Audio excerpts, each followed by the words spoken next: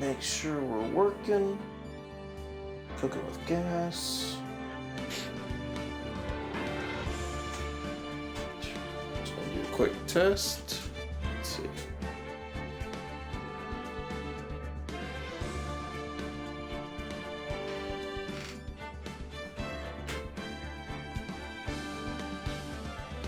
Okay, yeah, looks good. Alright. Been a little bit, but again, just want to make sure my voice is going to be okay to do it. Because I know that the next case has a few characters, so just want to be ready for that.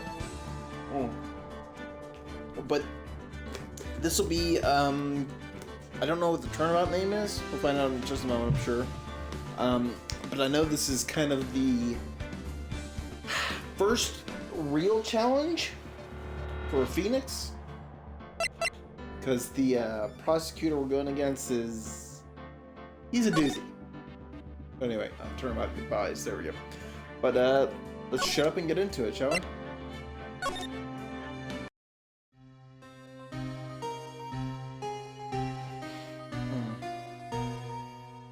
It's been what, 15 years? About that, yes. 15 years is a long time to wait.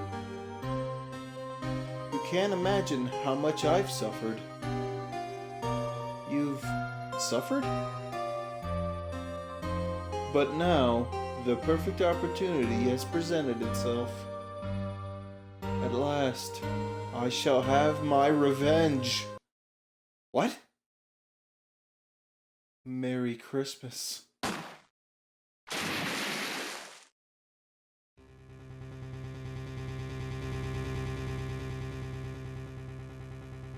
It's Edgeworth with a really weird-looking gun!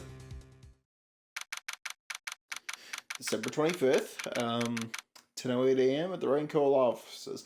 But without giving anything away, like, I mean, immediately, like, that's just a weird scenario where we've got, Edgeworth there, he's got the gun. But from what we saw, whomever looked to have shot the gun first, was doing it with their left hand, and Edgeworth had it in his right.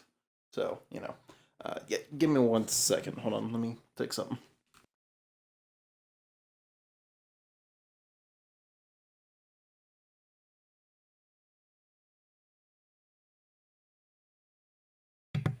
Okay, should be good. Hey, Nick! Do you know if there are any good waterfalls around here? Waterfalls? Dare I ask why?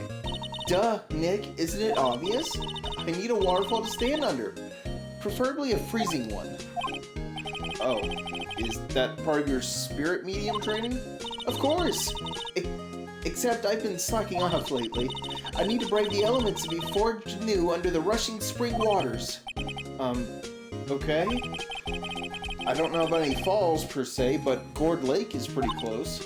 Oh, darn. Sorry, but them's the breaks. Couldn't you just take a cold shower or something? Good idea! So much for rushing spring waters. Next to the news, a large unidentified animal was sighted at Gourd Lake. The town is buzzing with excitement. Locals are calling it Gordy and a tip of the hat to Nessie the Loch Ness Monster. Though its namesake Nessie proved to be a hoax, locals are confident their Gordy is the real deal. Boring. Can't they show real news for a change? Nick? The water pressure is kind of low in that shower. We have a shower in the office? What? You want more pressure, huh? Why don't you go down to the fire department and have them spray you with a hose? Good idea, Nick! Apparently Fey blood is no aid in detecting sarcasm. We interrupt this program to bring you a special news bulletin. Strange occurrences continue at Gourd Lake, but this time, it's murder. Gourd Lake again? The body of a man was found in the lake early this morning. A suspect was apprehended, sources inside the police department revealed. The suspect's name is Miles Edgeworth, age 24. Edgeworth was an up-and-coming prosecutor known for his skill and connections. He was guaranteed a long and rewarding career. Has he thrown it all away? Edgeworth? What's going on? Edgeworth would never do something like... Nick? Maya! The fireman yelled at me when I called him. We've got bigger things to worry about than that. They arrested Edgeworth. What? You mean the prosecutor? Yeah, he's a suspect in a murder. What? When? Where? Whom? Why? How? I don't know. Let's go find out, Nick. Talk to her now? Nah, we're good. We'll just move. Can we go to the detention center first? Yep. You know, Nick, we've all been in here one time or another, haven't we? I guess it comes with the territory. I'm not sure it's something we should mention to too many people. Hey, buddy. Ah! Hey, Edgeworth, come back! What are you doing here? Nick, I don't think he's in a very good mood. Well, he is in detention. Were you in a good mood when you were here? Or were you in a good mood when you were here? He was asking Maya. My bad. So, you've come to laugh at the fallen attorney. Then laugh. Laugh. Well, why aren't you laughing? Nick, should we be laughing? Nah, it's a trick. Laugh and he'll get mad, or burst into tears. Edgeworth? We don't have so much free time we can spend it coming down here to laugh at you. Yes, you do. Actually, he's right. I hoped you wouldn't come. I didn't want you to see me. Not like this. I didn't want to see you like this either, believe me. Hold on. The guard monitors the visitor's room. He hasn't moved an inch since I came in. A real pro. Or maybe he's just nervous with Edgeworth in the room. What happened? Edgeworth, tell me what happened. Why should I? What are you going to do about it? Duh! We're going to help you, that's what! Help me. You? Don't be ridiculous. Sorry? You're a novice. You've only been in 3 trials. Hey! Sure, you got lucky and won all 3, but your luck's bound to run out someday. You need real skill, Wright. Experience. Nick, he's insulting you. Nick? Why am I always the one who has to get angry? The murder took place at Gourd Lake, correct? Yes, late last night. The lake is a long way away from your offices and the courthouse. Why were you down there? I see no need to tell you. Mr. Edgeworth, you didn't really... Gordy. Huh? I went to see Gordy. Gordy? What's that? I'll tell you later. Why won't Edgeworth talk to us? Well, let's go on to the lake. At Gourd Lake Park, the entrance.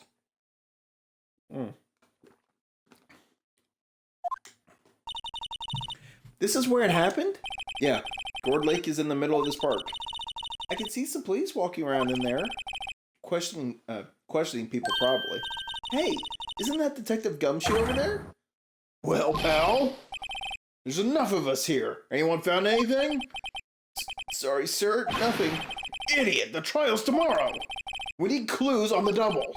But sir, there weren't any clues. That's why we arrested that attorney, Mr. Edgeworth. It's clear, sir. He's the one who... Shut up! Just you try saying that again. I'll make you sorry if you do. So just get it on my face, pal. Yes, sir. Detective Gumshoe's kind of scary today. Recruits. Yeah. Hey, you're that hairy guy. Hairy Butts. Right. Phoenix Wright. Will he ever learn my name? Just what are you doing here, pal? Investigating? Huh? Well, yes, I suppose. Well, I'm here to help. Ask me anything you want. Bring it! He seems different than usual. I wonder what's up. Mr. Edgeworth hasn't actually asked us to defend him yet. Huh? Oh, you don't say. Detective Gumshoe, do you know what happened here? Huh? You don't know, pal?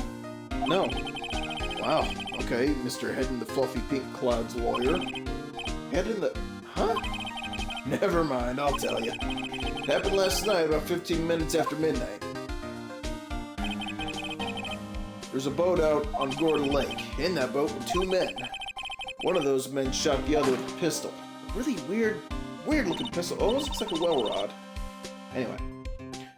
And the shooter was Mr. Edgeworth? The cop who arrived on the scene arrested him. How did they get there so fast? Well, there was a witness. The report came in, we raced to the lake. A witness?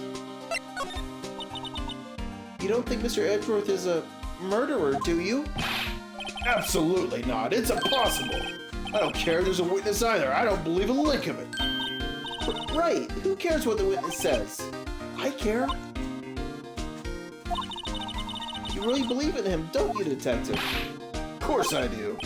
But the police are pretty sure he's the killer. Nobody's even really taking the investigation that seriously. Oh no! After all the help Mr. Edgeworth has been to us, hard to imagine that no one's standing up to take his side. Well, at least you are, Detective. At least you are. Do you know who will be Mr. Edgeworth's defense attorney in tomorrow's trial? He hasn't got one yet. What? The trial is tomorrow, isn't it? Well, I don't know the whole story, but apparently no one he's been talking to will take his case. Why not? Mr. Edgeworth won't tell me. When you guys showed up, I figured he'd ask you to defend him. Unfortunately not. Well, pal, then you got a job to do. Help out Mr. Edgeworth. Prove that badge you wear isn't just some fancy piece of metal. Prove it to me, pal. Show me you're an attorney. Want me to actually show you the badge? I'll show you. Who was this witness? Yeah. Sorry, pal, that's confidential. Anyway, the witness saw everything, apparently. I'm sure they'll turn up at the trial tomorrow. Was there only the one witness? Yep. It was pretty cold out on the lake last night. And it was Christmas Eve, after all. Still, we're being thorough. You never know when you're going to turn up another witness. That's why we're here today, checking things out. So far, we're coming up empty. Oh, it's Christmas today. I'd forgotten. What are you getting me for Christmas, Nick? Talk to Santa.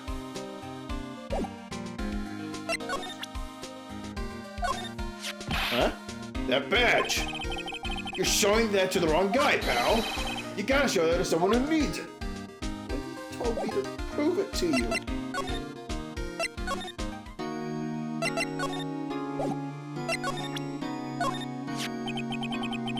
Your attorney's badge? Edgeworth, let me defend you. Ha!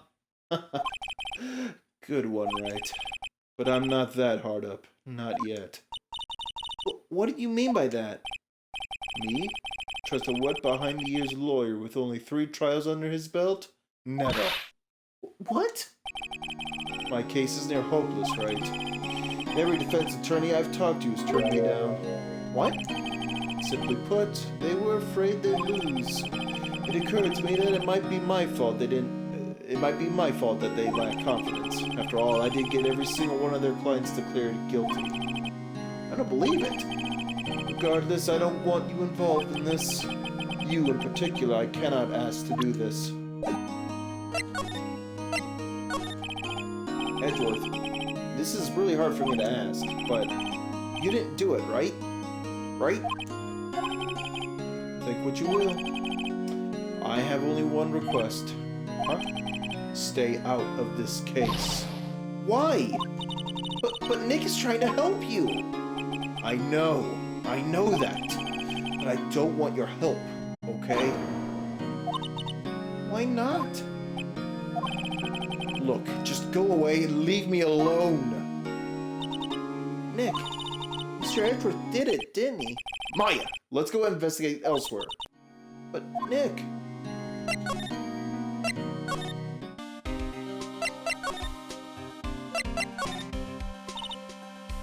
Is it true? No one will take Mr. Edgeworth's case? Yeah. He's a bit of a celebrity. If you defended him and lost, your reputation would be sure to suffer. What's more, the case against him is, well, it's pretty solid. I suppose it would be if they have a witness. Hey, pal! Don't tell me you're going to turn your back on him, too. Remember the Steel Samurai case? Mr. Edgeworth helped you get your client declared innocent.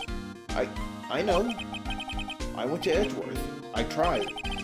He really doesn't want us to represent him. Especially not us, he said. What?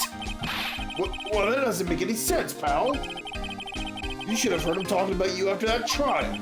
He kept saying, right, over and over. Nick? I'm not sure that's a good sign. Neither am I. Why wouldn't he want your help? I don't get it. Detective Gumshoe, sir! What? Find something? No, sir, not yet. But there was a call from the precinct. They wanted to hold an investigation briefing. A briefing? Right. I'm off. Oh. Sorry, pal. I guess you heard. I gotta go. Any last things you want to ask me about before I head back? Autopsy report be awesome. Well, yes. Do you have any information on the victim? Sorry. You haven't worked up the autopsy report yet. Well, shit.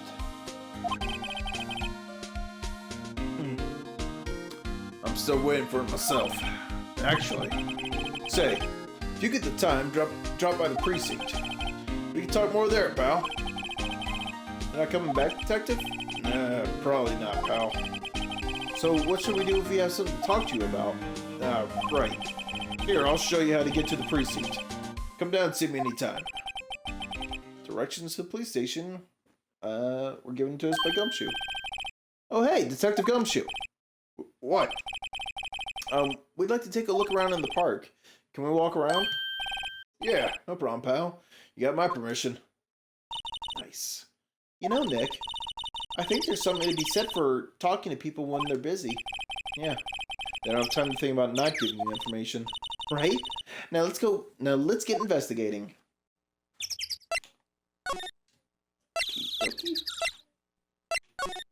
Oh, it's hell in. Samurai dogs. At the public beach. Wowzers! This is Gourd Lake? Yep. I'm not sure it warrants a wowzers, though. Probably not. But hey, look at that snack stand! Samurai dogs? I want a samurai dog, please! I bet they're great! With a name like Samurai Dog, how could they not be? They're a little behind the times, though. The kids are all into the pink princess now. I mean, like, you know? Nope.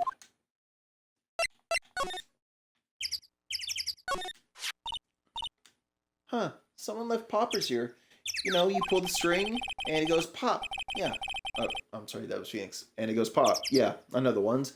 You see them a lot around New Year's. Hey, Nick, they might be a clue. Let's take them. Come on, admit it. You just want to pop them, right? Was it that obvious? Poppers. Take them. I suppose it couldn't hurt. Huh? Where'd they go? Into my pocket. Not very clue-worthy. Okie dokie. A hot dog stand. It's closed. The Christmas fringe looks a little half-baked. The banner reads Samurai Dogs. Somebody needs to redecorate. Wow, Gourd Lake is really big. Yeah. Say, Nick, why is it called Gourd Lake? Oh. Well, a long time ago they used to grow gourds here. Whoa, no way! I was sure it was because the lake looked like a gourd when viewed from above. You know, like an hourglass shape? Well, it is shaped like a gourd, actually, but that's just a coincidence. Oh, okay. Trash can's empty. At least the place is well maintained. Huh. I almost didn't see that signpost. Boat docks to the left, and to our right to the exit. Okay. The woods? Rental shop. Let's check the rental shop real fast.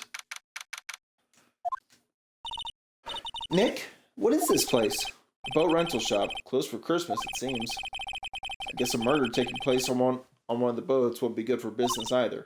Boats? I've never ridden on a boat. Really? Well, how about we get out there?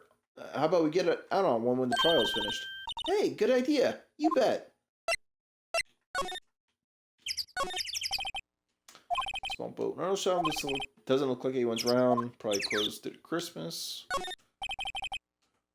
Ooh, excuse me. There's some boats floating at the dock. Was one of the boats used in the murder, I wonder? Nick? Huh? I changed my mind. I don't really want to go for a boat ride. I don't know. Let's go ahead and back here. And woods. I like it here, Nick. Look, someone's camping. Camping, sorry. They've got guts camping at the scene of a murder. Hey, Nick. If they were camping here last night, they might know something about the murder. That's true. Good call, Maya. Let's go talk to them. Okay, I've got it right so far. Maya, not Mia. Mia's the dead one. Maya's alive. I got this. Oh, no, not move. This SUV has seen better days. It's dented all over. I can't believe anyone would drive their car down here. Sign says no camping. Funny place to pick to pitch your tent. Wait, what if the sign said no setting tents on fire? I don't think they have signs like that. Oh. There's food and some magazines on the sheet. Takes a pretty tough skin to camp in this cold. Nothing else there? Nope. Hey, Nick. What? Don't tell me you're hungry again. No. I was just wondering, why are camping pots and pans made of aluminum? They didn't talk about any of that in the law books. So there's no law saying they have to be made of aluminum then. I'm not having this conversation.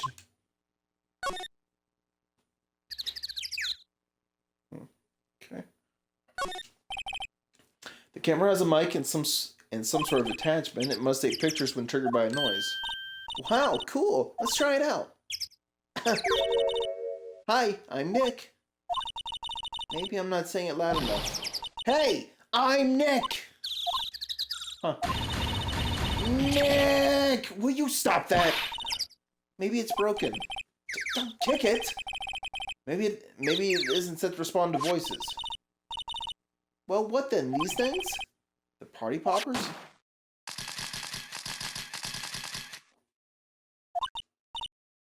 Well, it responded. Yeah! Hey, you get your hands off of that! What in the Sam Hill? Look what you done now! There goes a whole roll film. What? Huh? Sorry, Science, but it don't pay my bills. Y'all know how much of this... Oh, shit, I'm getting lost in the sauce here. Y'all know how much of a roll that film costs? I'll pay you back. What were y'all thinking setting off a party popper in a place like this? Well... What? Don't try and play stupid with me just because you think I'm some country bumpkin. Yeah, I know how y'all Yanks think. I say those southern folks talk with that exaggerated drawl. Why, they must be dumb. Well, let me tell you, just because I might be dumb don't mean we all are. Nick? Oh. And who are you now? Her chaperone?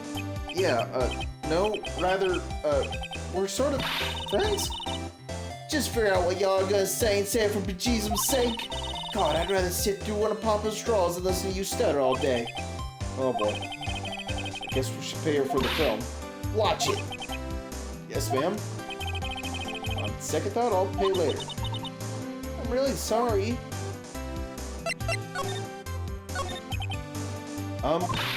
What? Can't you see I'm changing the film on my camera here? Someone, I'm not naming any names, but someone used up a whole roll. Sorry. That didn't work. I wonder if I have anything to show her that would get her attention. That's all I got.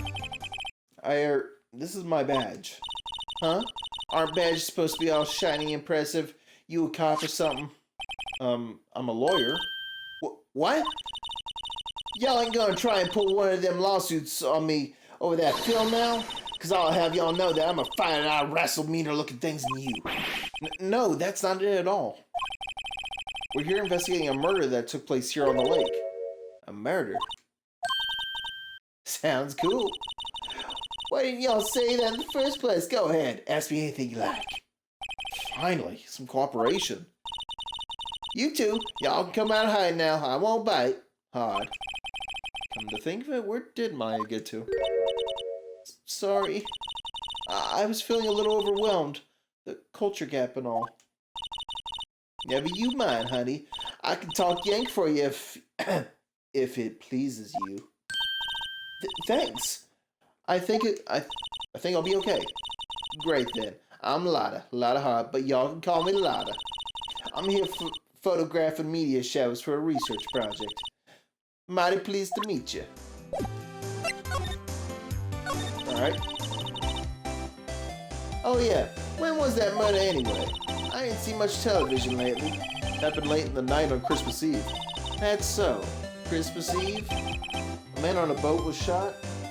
Did you see anything? Well, let me see. A boat, you say? I reckon I might have seen one, not sure though. Y'all gotta remember, I've been watching this here lake for a good 3 days now.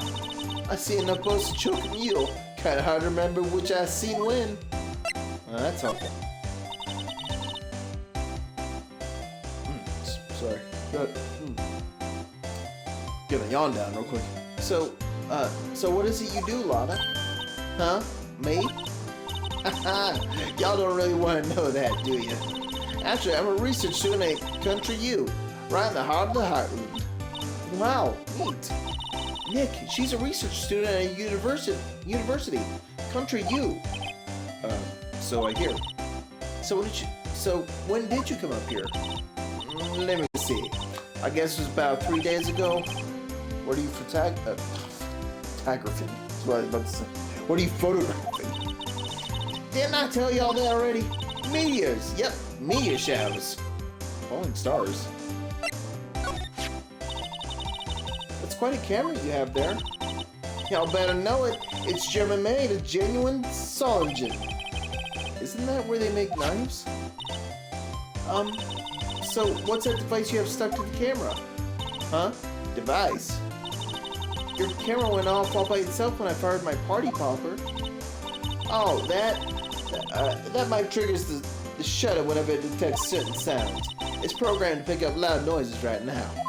A programmable camera? Neat! Clearly, that could have gone off during the shooting then, right?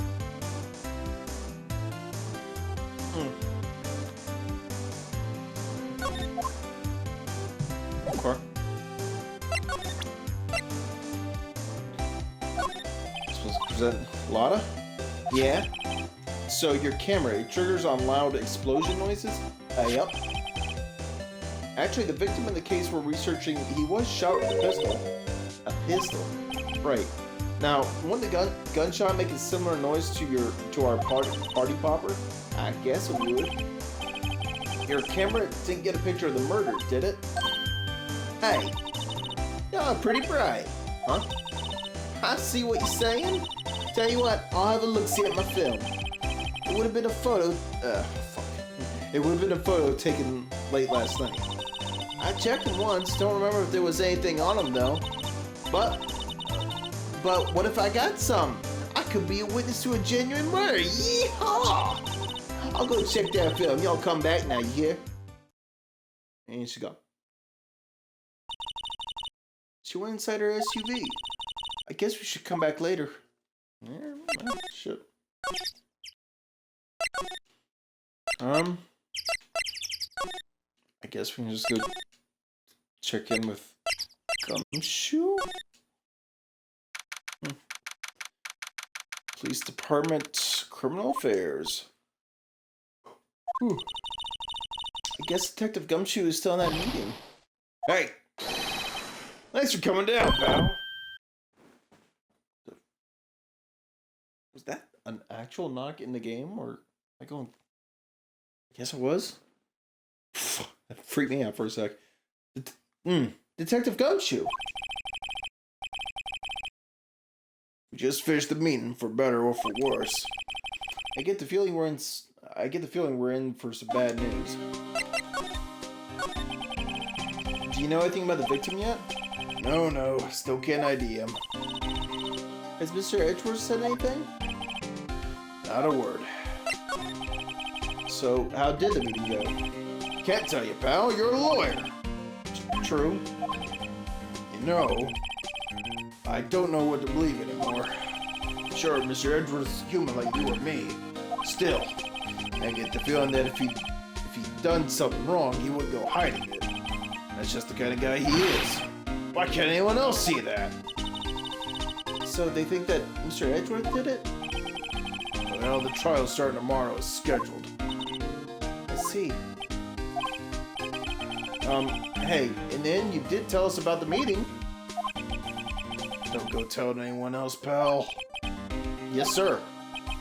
And do me a favor. Stand by Mr. Edgeworth. He needs help, and you're the ones to help him. I'm sure he's got some reason why he won't talk to us.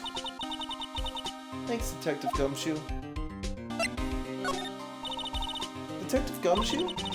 How come you trust Mr. Edgeworth so much? Well, I think that was obvious. We've got a strong working relationship, us two. We trust each other, and that's how it works. A working relationship? See, Mr. Edgeworth always gets his defendants declared guilty every time. Yeah, his methods might be a little extreme at times, but there's a reason. He trusts our investigation, see? He trusts us to get the right man. That's why I work extra hard, pal. We've got to earn that trust he places in us. You know, you've fumbled the ball a time or two. I see. Mr. Edgeworth is a man you can trust, and you have my word on that. I was wondering, did you ever get that autopsy report?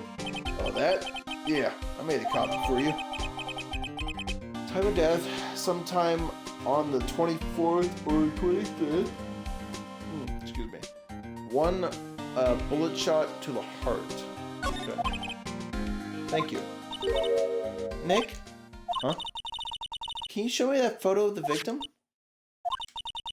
That face. Someone you know? I don't know. I just have this feeling that I met him somewhere a long time ago.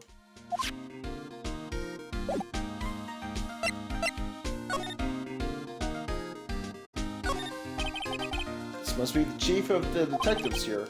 He's glued to his computer screen. What? Poor Lake! Gordy sighted? I don't believe it! Shouldn't you be reading something more important? Is that the police department's mascot? That's the Blue Badger! It was my idea. I made it. It's my mascot. I see. How nice. I'll get him a signed mascot of the Criminal Affairs Department. It's the last thing I do. Good luck. All right.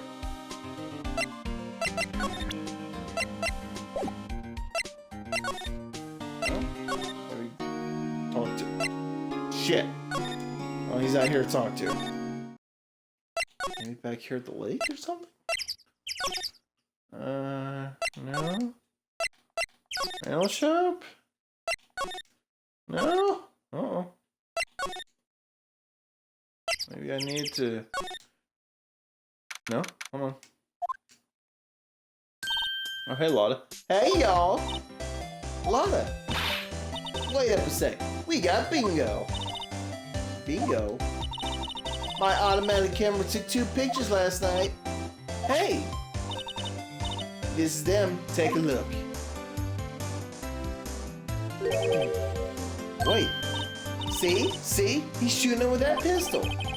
It looks like that, yes. You can't really tell... I'm sorry. But you can't really tell who that is shooting. Yeah, well, there was enough fog out there last night to strangle a bullfrog. But, you know. Seeing these photos remind me of something. What? I saw the murder happen. I'm a witness. What? Are you serious? Of course. How do you forget? Never mind. Y'all reckon I should tell the cops? Yeah. I reckon so. What's that? Now don't y'all go trying to mock my accent. I'm a sensitive lady. Hey, so I'm off to talk to the cops. Y'all can have this photo. Later. Wait, Lotta! What? Can't y'all see I'm kind of busy? Tell us what you saw too, please. Nice try, honey, but I wasn't born yesterday. I'm a witness, and that means I'm on the side of justice, and that means the cops. I'd sooner eat the south side of a northbound skunk than tell you. Lotta? Don't let it get to your skivvies in a bunch. Friends today, enemies tomorrow. Or was that the other way around? No matter, I'm gone. Hey, maybe they'll let me do some testifying. Hot darn! She left. Well, that's one more witness. What do we do now, Nick? Well, she saw something. There's not much we can do about it. Question is, what exactly did she see? I guess we'll find out in the trial tomorrow. Okay. Oh. Not much to examine right now. Looks like the police have given up their interviewing. Hey! It's Santa! Huh? Nick, I think Santa's mad at you. Long time no see, Nick. Nick, you know Santa? Wow. Nick and Saint Nick. Hey, I see the connection. Don't be ridiculous. Dude, it's me. Larry? What are you doing here? Isn't it obvious? I'm working my day job. I sell samurai dogs. You want one? Gotta get money for dates, you know? My girl Kiance deserves the best. Kiance? Not another model, I hope. Oh, Kiance's a fine, fine woman, Nick. It was her idea that I wear the costume. She was all, you go, girlfriend, you know? She bought this costume for me. That's great, Larry. Wow, a Santa costume. She must be really nice. Whoa, cute. Nick, who's she?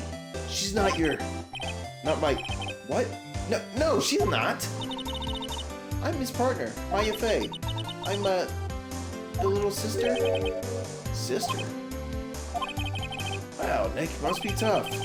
Working 9 to 5 and take care of a little sister?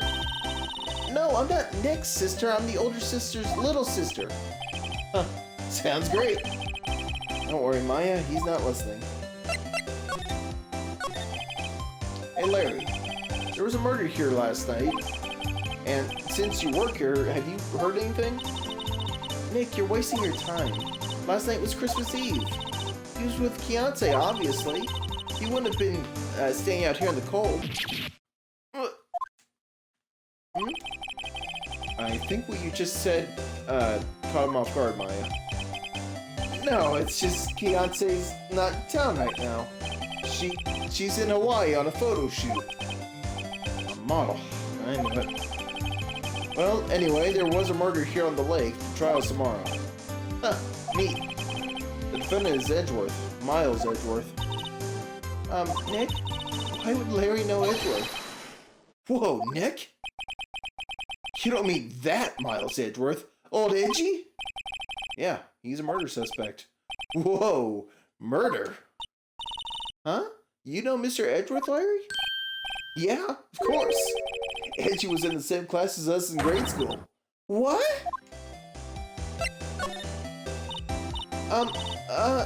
Tell me about the dogs. Huh? Oh, you mean the samurai dogs. Why are they samurai dogs? I mean, they kind of look gourd-shaped. Oh, well, originally they were gourd dogs. You know, like guard dogs. Ouch. The samurai thing was Kiance's idea. Oh, she's my woman, you know. She was all, change the name and you go, girlfriend. She made me that banner. Man, the kids can't get enough of those samurai dogs. Something about that just seems wrong. Oh, guess what? We're getting a ton of customers here at the lake. What with the big news? The big news? Yeah, Gordy. Gordy? So, Mr. Edgeworth was your classmate, Larry? Yeah, Nick, him, and I used to hang out all the time. Wow, I never knew. Don't get me wrong, he's always been kind of a stick in the mud. Studying all the time, trying to be like father. Like his father? Yeah, Edgy's pop was a famous defense lawyer back in the day. Wow. Sorry. Wow. Wait, you said defense lawyer? Yeah. Wait a second. But Mr. Edgeworth is a prosecuting attorney. What? Edgy's got a proboscis on his knee? No, he's a prosecuting attorney. That's like the total opposite of a defense lawyer. Go figure. He always used to talk about defending the weak who were unable to defend themselves. Man, he used to go on and on about a man's duty to society and all that. What a bore. I wonder what changed his mind, though. Do you know Nick? Nick? What's Squirty? Huh? You mean you don't know? It's here, this very lake. A giant, mysterious monster. Gordy! A monster? Yeah. Check it out. This is an article from yesterday's paper. There's a photo. Wow, that's really real.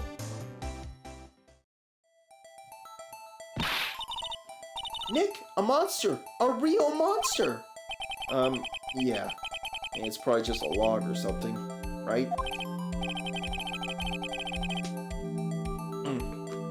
Hey, there's a quote here from the person who took the photo. What's this?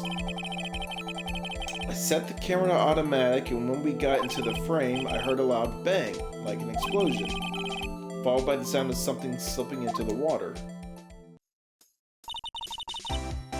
I wish I could have seen it. Why would it be a sound like an explosion? Larry, could I borrow this article from you? Sure, no problem. That'll be $1 million. $1 million? Grow up, Larry.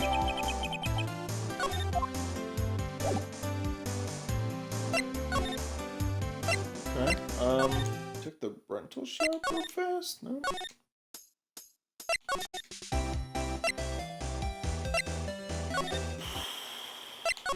Maybe we can check back on Edgeworth now? Nope. Nope, here we have something new here. Not a Gumshoe in sight. If you're looking for Detective Gumshoe, he's in the questioning room. Apparently an important witness turned up. He'll be in there a while. A lot of heart. It has to be. Uh-oh. Anything here? What is it? Oh! Nothing. Just something's been bothering me. Could you show me that autopsy report once more? Hey, I remember now. This guy. He's a lawyer that was at the office Maya worked at. No. I was so close. Mia. Damn it. That Mia worked at. I met him once when I went there to hang out with Sis. That office? Wait. You mean Grossberg's office? Right, that guy. That was the last name I expected to come up. Maybe I should go talk to him, for old time's sake.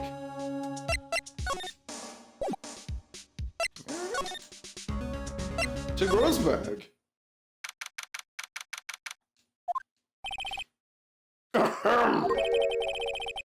That old familiar clearing of the throat.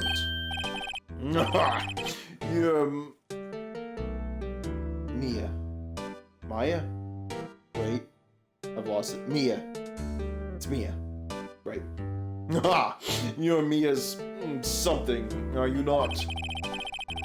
Wait, no, he had more like of a blubbery voice, didn't he? I was her understudy, yes, Phoenix, right? And you're Maya's something too, are you not? Her little sister, yes. You've grown. You've come to look a lot like your sister, you know. It takes me back. The days of my youth, like the scent of fresh lemon, you see. Mr. Grossberg, sir? Yes. I beg your pardon. Of course, you came down here to discuss something else. What is it then? Something the matter? There was a murder last night. A murder? You haven't heard? I just got up, you see. Whew. Yawns. Sorry. I just got up, you see. Well, Miles Edgeworth shot someone with a pistol. Edgeworth? What? Who did he shoot? Well, the identity of the victim is still unknown. This is terrible news indeed. I guess he hadn't heard anything. Mr. Grossberg? Whatever happened to that painting? Oh, yes. I do not think it shall ever be coming back home to this office. I can't exactly claim it as stolen. I suppose it's my just desserts, old bitter desserts.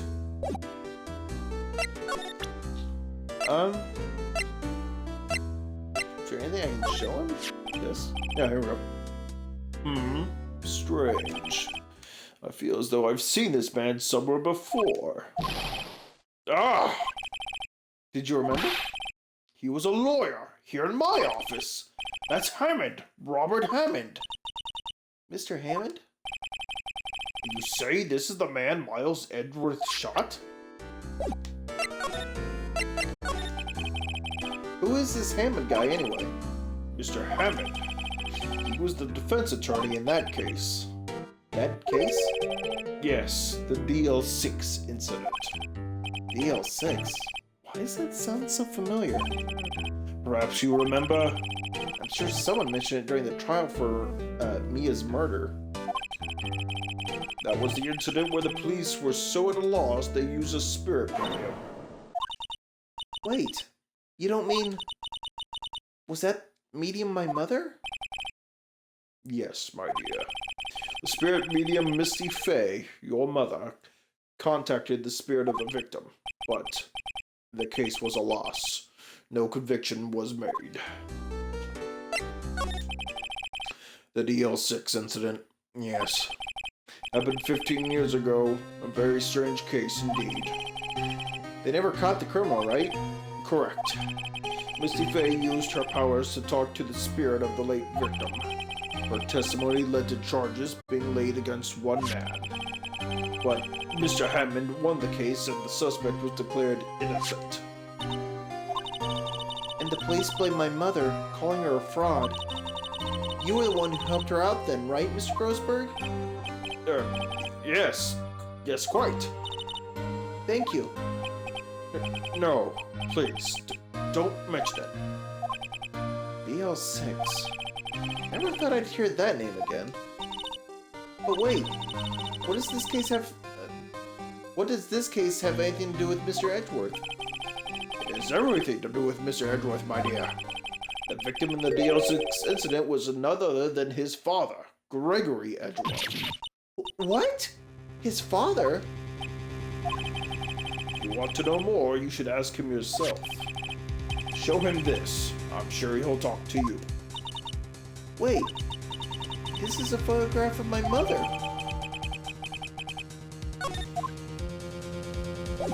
Okay, back to Edgeworth.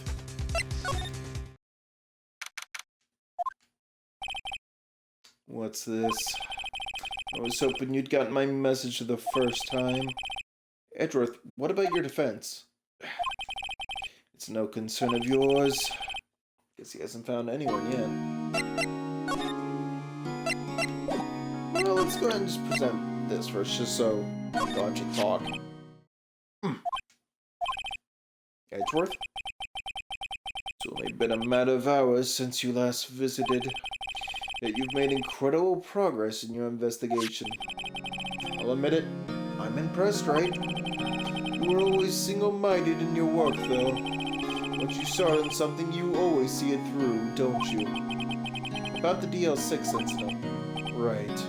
DL6. I didn't want you to find out about it. That is why I refused your offer to defend me. I'm sorry if it sounded like I thought you weren't up to the job. I just wanted to keep you away from DL6. So, do you still think it would have been better for me to stay away? I don't know. But I see no point in hiding anything from you now. Very well. Ask whatever you like, and I will answer to the best of my abilities. Alright, let's get squeal. The DL6 incident was when my father died. Right before my eyes. He was shot and killed, and I saw it all. My memories from that time are foggy. I suppose it's a self-defense mechanism. In any case, a suspect was arrested. A man. It's pretty clear he was the only one who could have killed my father. The spirit medium they used to talk to my late father said the same thing. It was an attorney by the name of Robert Hammond that cleared the suspect's name. And Hammond is the victim in the Gore Lake murder? Correct. That spirit medium, that was my mom. What? You mean your? It's strange. Thought that terrible incident was about to end, and now this. About to end. The DL6 incident happened 15 years ago. 15 years ago, on December 28th. December 28th? The statute of limitations on the case runs out in 3 days. What? Nick? What does that mean? When a case's statute of limitations runs out, legally the case never happened. 3 days from now, DL6 will be closed. Forever. What happened to the suspect? The one who got off innocent? I don't know. He disappeared from public view. Nobody knows where to. He's still alive. He'd be about 50 years old now. I guess I can understand why he'd go into hiding. It'd be hard to live a normal life after being a murder suspect in such a big case. So was your father a lawyer? He was.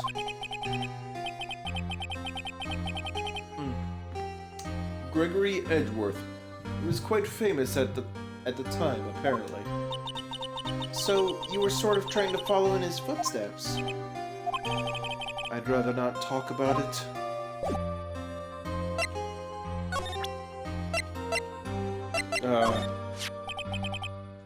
Your attorney's badge. I can't say I really want to see one of those right now. Let me defend you!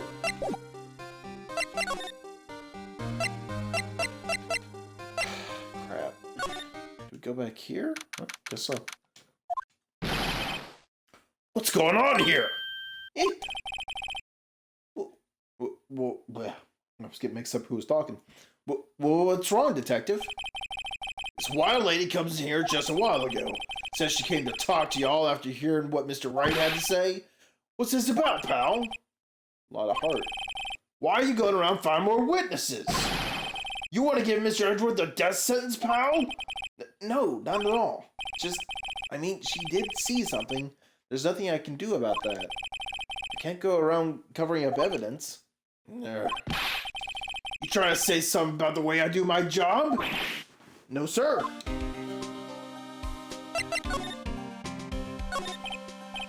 So, what did Miss Hart say? She says she saw Mr. Edgeworth fire the pistol. What? She even had a photograph to prove it. Right, I saw it too.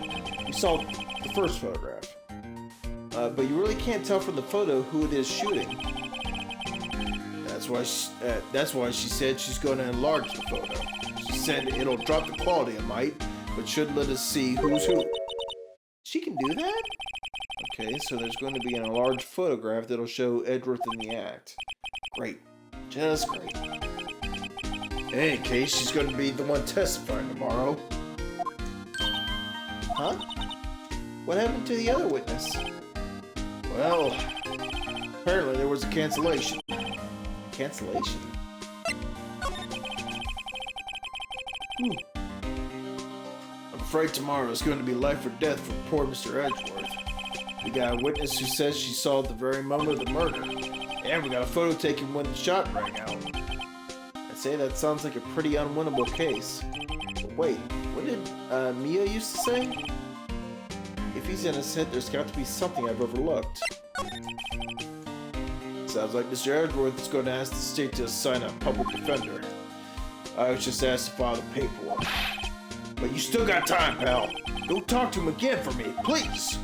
You have to convince him. You have to make him let you defend him, please. I know you're the only one who can do it, pal.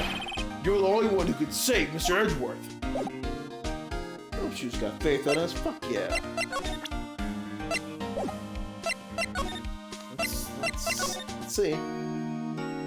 Anything? No? Shit. What if I go to the offices? Nope. Okay. Grossberg? No? Shit.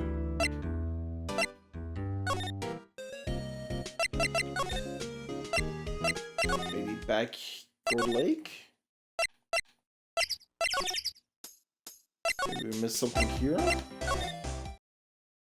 No?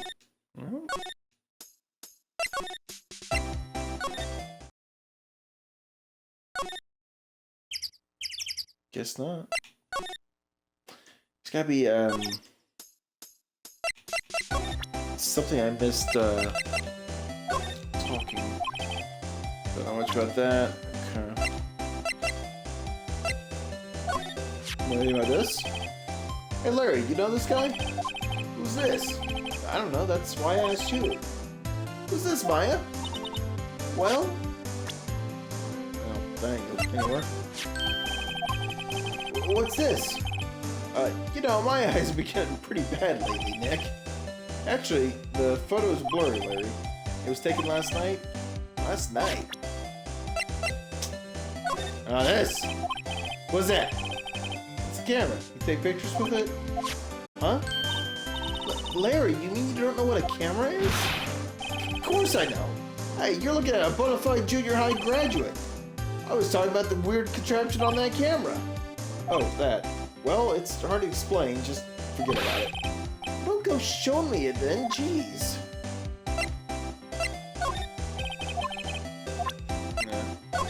Badge? Huh? Oh, that's your attorney's badge, isn't it? Dude, you really helped me out back in that trial. Sorry, I can't really pay you. Because you blow it all on Kiance.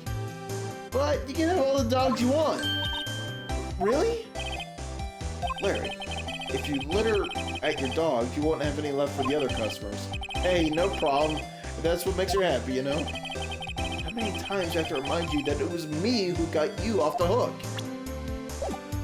Alright, well.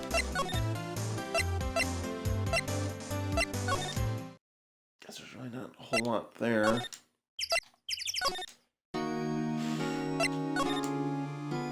Oh, wait, no. I just need to present him with something, right? Who would have thought there'd be a photo? Edgeworth, did you shoot him? What do you think, Wright? I don't think you're the kind to point a gun at anyone, no. So you didn't shoot him? No, I didn't. It wasn't me. Right? It pains me to ask you this now. I know, you want us to defend you. Yes. Will you? Of course we will. Who could have guessed this day would come? Not me. This is my chance to finally pay you back. Pay him back? Pay me back? For what? I don't remember ever doing anything for you. Never mind. I guess you don't really need to know. Huh. My letter of request. Please give it to Detective Gumshoe. Alright. Well, I guess we should... What's that? Earthquake, Nick! It's a big one! Ah! It's going down! Whew, that was scary. Huh? Where's Edgeworth? There! He's on the floor in a ball, shivering. I guess he doesn't do so well with earthquakes? Part of running, but curling up in a ball? Well, I guess we're done. Mr. Edgeworth doesn't seem like he's going to stand up anytime soon. Let's go, Nick. Right. We have to give Edward's letter of request to Detective Gumshoe. Alright. Ta-da! Look what I got! Hey, you did it, pal! Glad I waited till the last minute to file those papers. I'll rip them up and start new ones for you. Thanks, Detective. Well, see you in court tomorrow then. Good luck, pal. Hey, you guys feel that earthquake a little while back? I was worried. Worried? We're fine. I've lived out here my whole life. I'm pretty used to them by now. Oh, I wasn't worried about you two. I was worried about Mr. Edgeworth. Oh, right. He did seem to overreact a little, now that you mention it.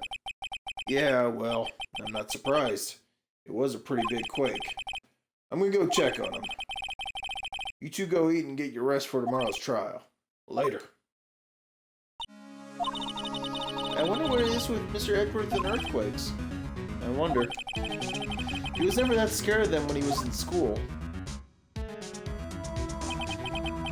Then again, I only really got to know him in 4th grade. He transferred to another school after that. I wonder what happened to Edgeworth.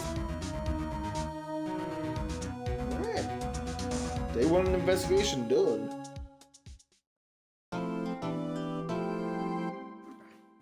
On to day 1 of the trial. Spoiler, day 1, but yeah.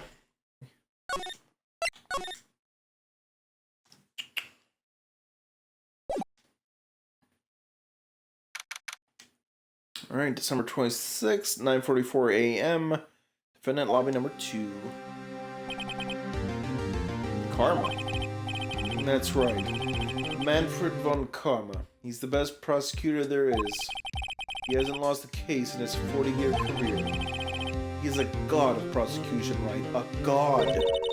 Not a single case? He'll do anything to get a guilty verdict.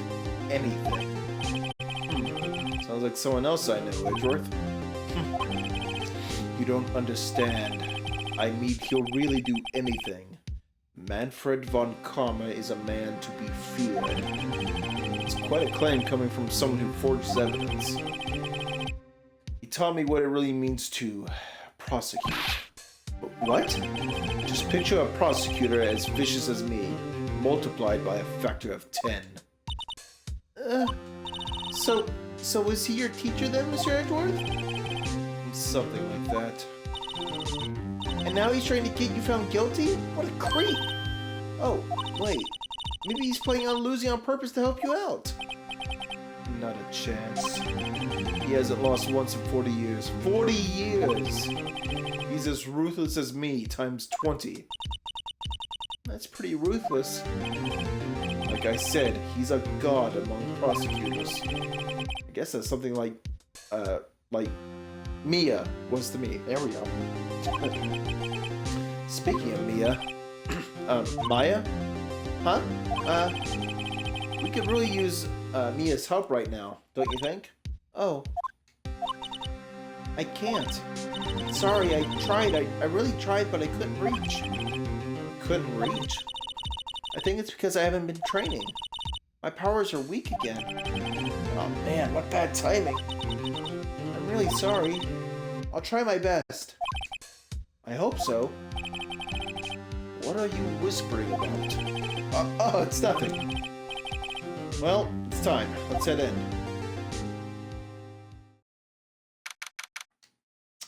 Courtroom number 3. I can't remember the judge's voice, too.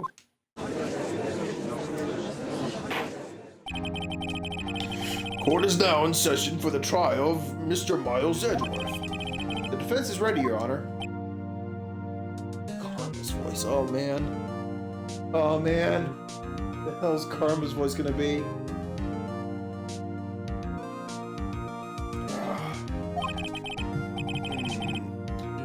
Mr. Von Karma, is the prosecution ready? His voice. Fool. No, that's too much like the judge. Fool. No, it's too much. Fool. I don't know. I'll figure it out. Fool! You seriously think that I would stand here were I not completely prepared? Right, my apologies. He's even got the judge scared. Very well, your opening statement, please. Decisive evidence. A decisive witness. What else could possibly be required? Nothing, of course. That should be fine. The prosecution may call its first witness. What's with this guy? Is he royalty or something? How am I supposed to fight against this? I called the detective in charge of this case. Detective Dick Gumshoe. Okay, Gumshoe's first. Let's see how this goes. Describe the incident now. Yes, sir. Detective Gumshoe looks nervous. Please take a look at the map. The murder happened late Christmas Eve, around midnight. There was one boat in the very middle of the lake. There were two men on the boat. Now, there happened to be a woman camping there on the edge of the lake. At 12:10 a.m., she heard two pistol shots.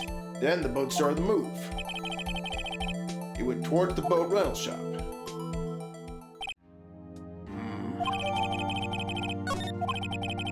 Testify to the court about the arrest.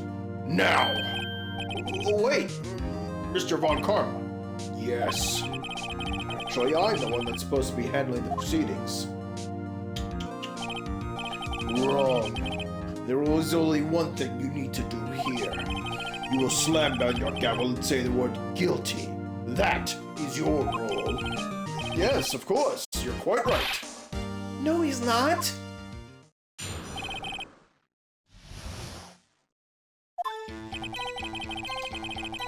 A man called into the station around 30 minutes after midnight. We headed to the scene of the crime as fast as we could. That's where we found Mr. Edgeworth.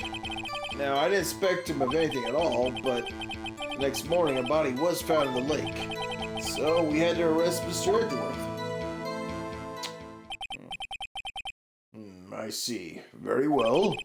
Begin your cross-examination, attorney. Now!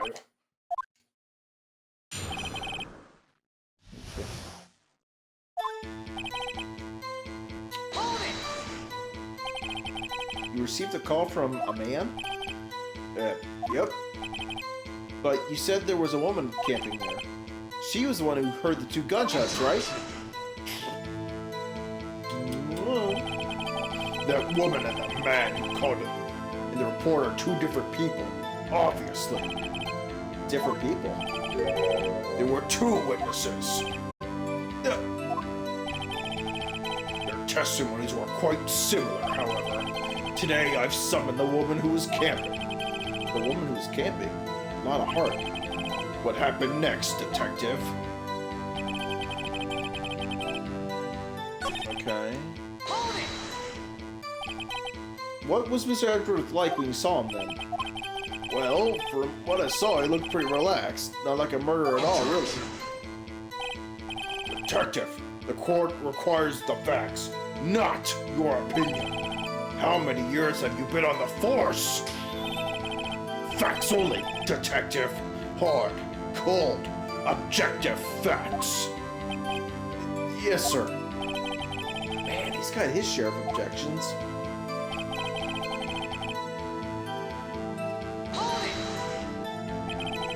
Why didn't you think he was suspicious? You should know. We have a deep trust relationship with the prosecutors. Detective, the court isn't interested in your musings. Deep, trusting poppycock.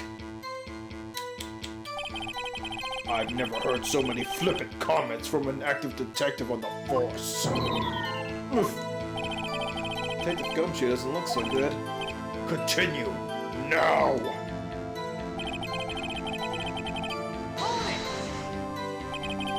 Did you find any clues on the body? A single bullet was recovered from the body. He was shot through the heart, fatally. Judge, here's the bullet. It didn't strike bone, so its shape is well preserved. Very well, the court accepts this bullet into evidence. 22 caliber pistol. Okay. Well, but, why is that? Well, we found the murder weapon in the boat. The murder weapon? A pistol. Detective Gumshoe? That is a vital piece of information. Please revise your testimony. Right. Sorry, Your Honor. Sorry if, like, these kind of gruffer voices I'm trying to do are melding together a little much. It's tough.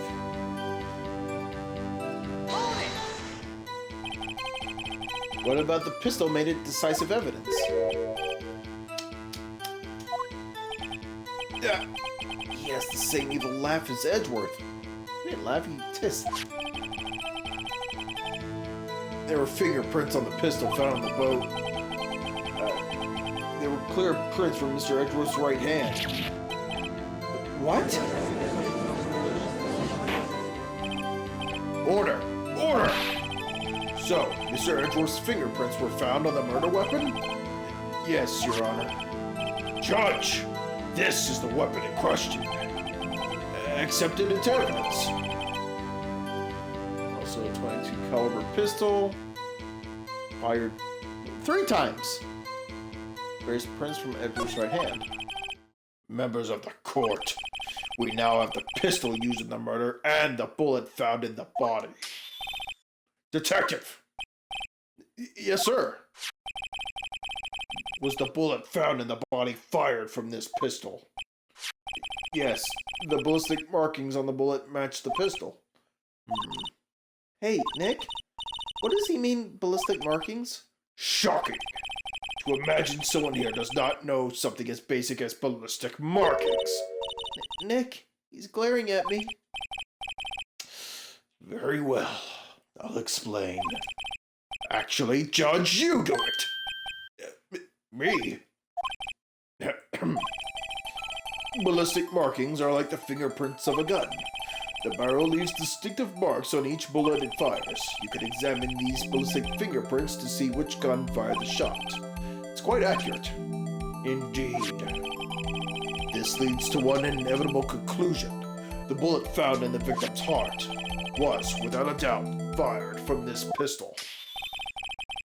This pistol, which, as you may recall, was covered with the defendant's own fingerprints. Order! Order! This is bad. This makes it look like Edgeworth did it. Well, Judge? I'd say it's almost decisive, yes. Honestly, I could declare a verdict at this point. However... You wish to hear the witness speak, no doubt? Very well. I am somewhat fatigued, and so I will take a brief break. I will call my witness after the recess, which will last 10 minutes. Judge!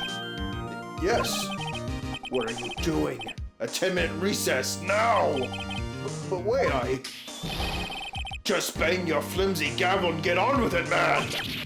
Yes. This court will take a 10-minute recess. Who's running the court anyway? Back in the lobby.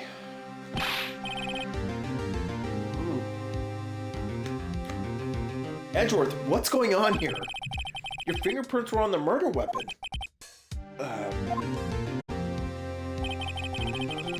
And that foggy photo makes one thing clear. The only one who could have shot that man was the person in the photo. True. Was that you in the boat? Yes, it was me. What? But you must believe me. I didn't shoot him. Then who did? I don't know. You don't know? Weren't you right there? I heard a gunshot from very close by. Then the other man fell from the boat. I can't say why, but I thought at the time that he had shot himself. You mean it was a suicide? That's the only explanation I can come up with. Huh. How am I going to convince anyone of that? Say, Maya? Huh? What? Any progress with Mia? Oh. Sorry, it's no good. I know. I'm no good for anything, am I, Nick? If I can't call my sister, I might as well not be here, right? No. No, of course not. I need you here. I can see you're always trying to help out. Even if you don't actually help, it's the thought that counts, right? It's okay, Nick. You don't have to make me feel better. I don't know anything about trials or defense.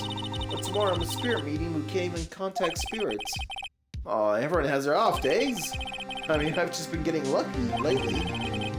But you never know when my luck is gonna run out. Really? Whoa! Right. Don't jinx this case any more than it already is. It's bad for my heart. Sorry. Whoops.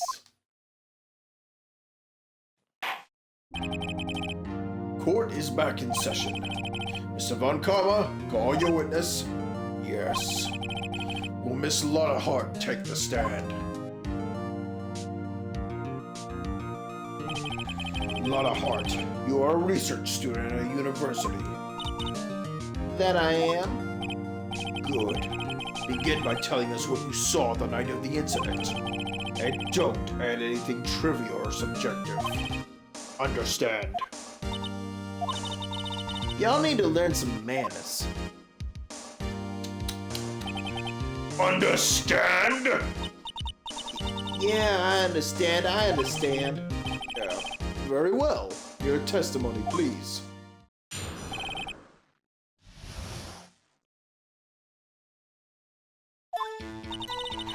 It was Christmas Eve just after midnight, I reckon. I was in my car. I heard this bang come up from the lake. When I looked out the window, I saw two gents in the boat.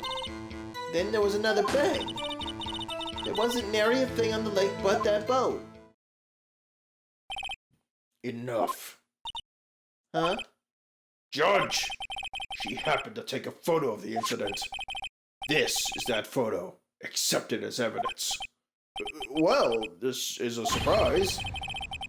This looks like the very moment of the murder. Order! I will remove people from this courtroom if I do not have order immediately. As the witness testified, she looked at the lake when she heard the shot. There were no other boats on that lake, so the man in the boat with the victim must have been the one who shot him. Yes, it was the defendant, Miles Edgeworth. Order! Order! Order! I will have order. Well, Judge, the evidence is decisive. I have very little doubt about this case. Very well, this court finds the defendant. Tutto mate, Judge. Oh, wait, Your Honor. I haven't cross-examined the witness yet. A cross-examination? We have photographic proof. What question can there possibly be? This photo is worth 1,000 words, and they all read, guilty. You lose. Or do you claim to have found a contradiction in her testimony? Excuse me. Very well. If you have to, you may cross-examine the witness. You will only flounder and ask meaningless questions. You will fail to find anything. And then, I will have you held in contempt of court. Nick? Contempt? Contempt of court? You know, I guess I understand. Well, what are you going to do? Do you really think there was a contradiction with the facts in her testimony? Yeah, couple. I think I noticed one little thing. Wow, I'm impressed, Nick. I didn't notice anything. Right, let's take him on. Yeah, got a bad feeling about this. I understand. I will cross-examine the witness. Very well. I pray for your sake this isn't a waste of time. Thanks, Judge. That's good. Thank you. Von Karma's voice is gonna kill me. Without rough. It is. Just after midnight, right? Car. So, you weren't looking at the lake at the time? Nope. I looked after I heard that noise. She said that already. I asked you to find contradictions, not leisurely check the witness. Ugh.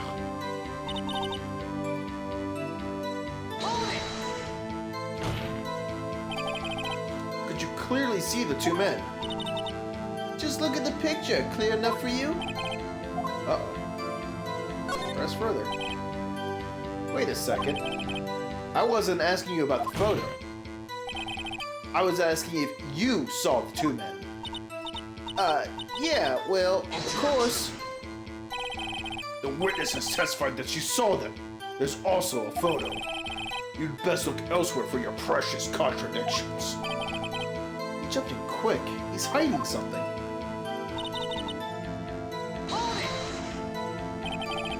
Were you watching the very moment the shot rang out? Well, yeah, sure. You're asking meaningless questions. Meaningless! Contradictions, Mr. Wright, not meaningless babble. Von Karma, I think I hate you. He's trying to keep me from talking to the witness. To what end?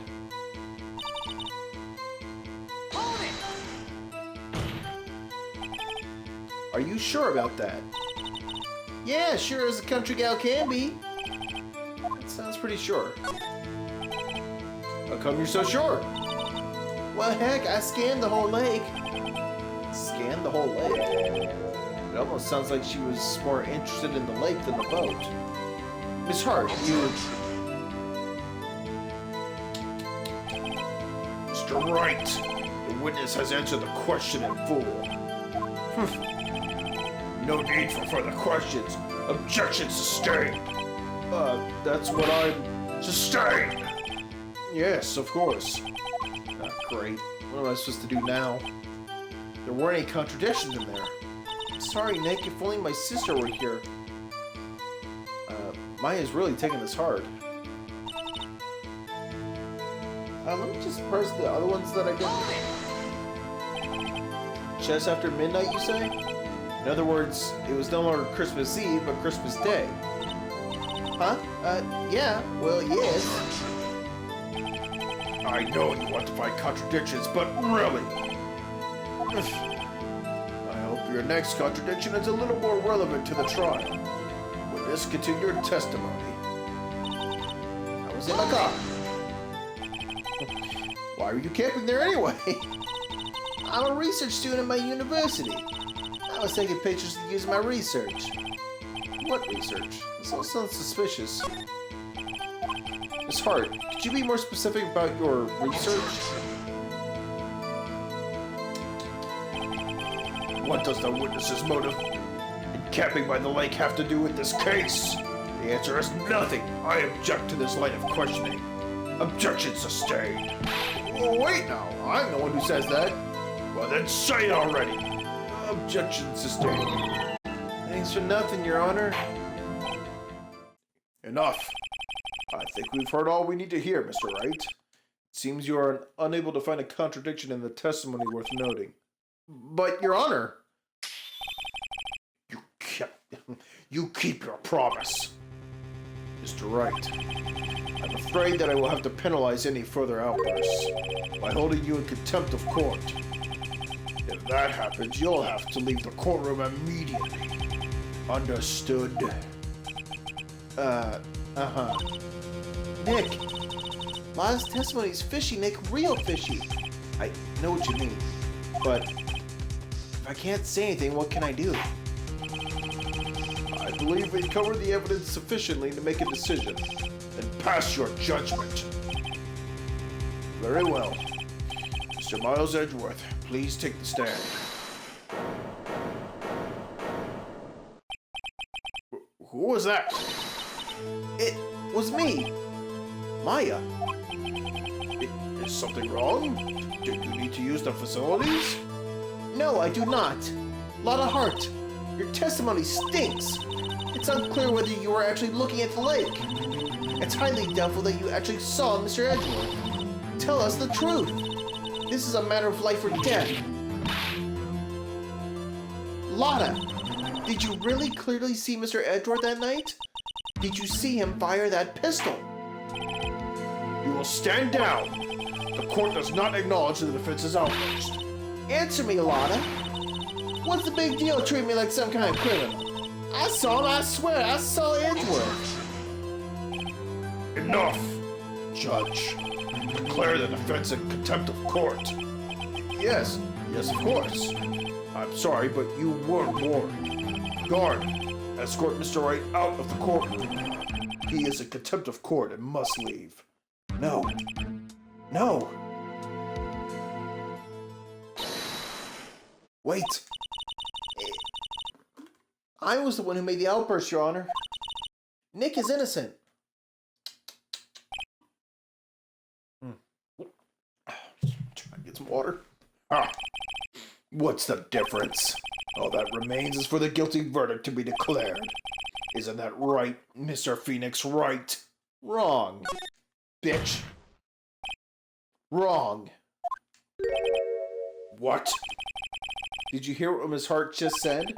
She said she clearly saw Mr. Edgeworth. That was not the testimony. That changes her testimony, and I have a right to cross-examine her again. Order! Order! Order! Order! Order! Order! You're in contempt of court. It's too late for wild claims. Judge, sustain my objection. I'm sorry, Mr. Von Karma, but I cannot. What? Miss Lotta Hart has made a new testimony. The defense does have a right to cross-examine her again. But he is in contempt of court. No, I am. If you're going to arrest someone, arrest me. Very well. Maya Fey, you will leave the courtroom immediately. Nick, I did what I could. You have to do the rest. Good luck. Maya.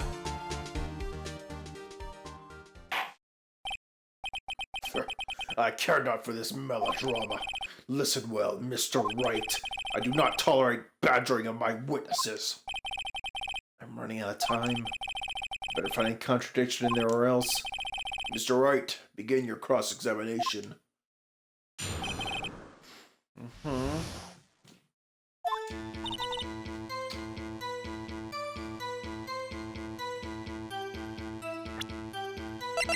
Objection!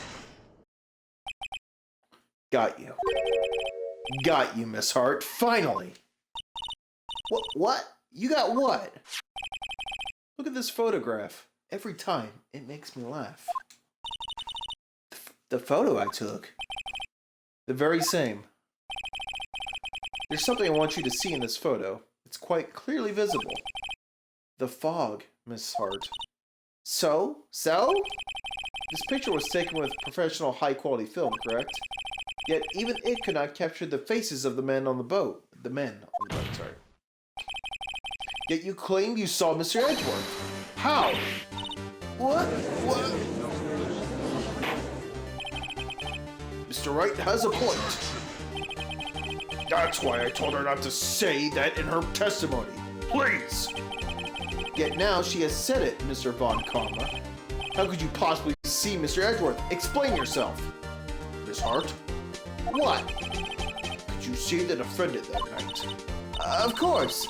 I said I could and I meant I could. And please testify as to the circumstances of your sighting. I did it. I finally found a hole in Von Karma's carefully vague testimony.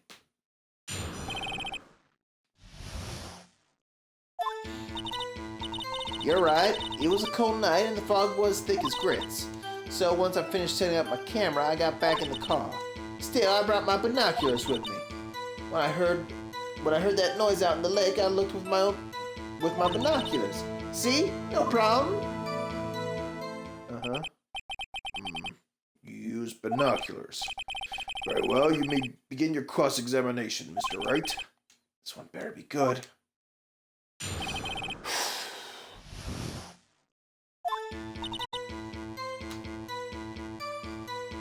Hold it!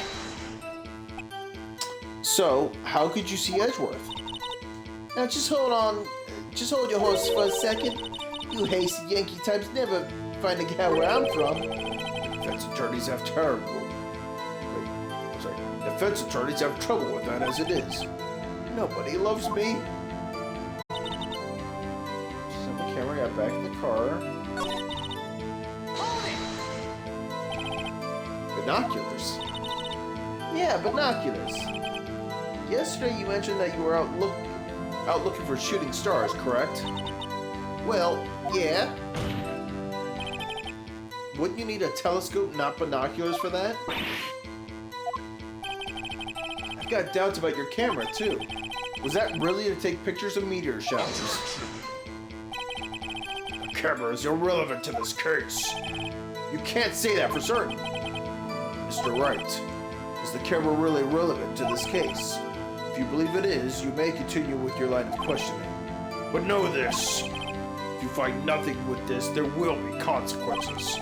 Well, Mr. Wright, do you wish to press further about the camera? Hell yeah. This is make it or break it time. The camera is of utmost importance, Your Honor. It is perhaps the key to this entire case. Therefore, I will continue my line of questioning. Wow, maybe I went a little overboard there. Very well. Miss Hart, you will testify to the court about the camera. Yeah, I hear you.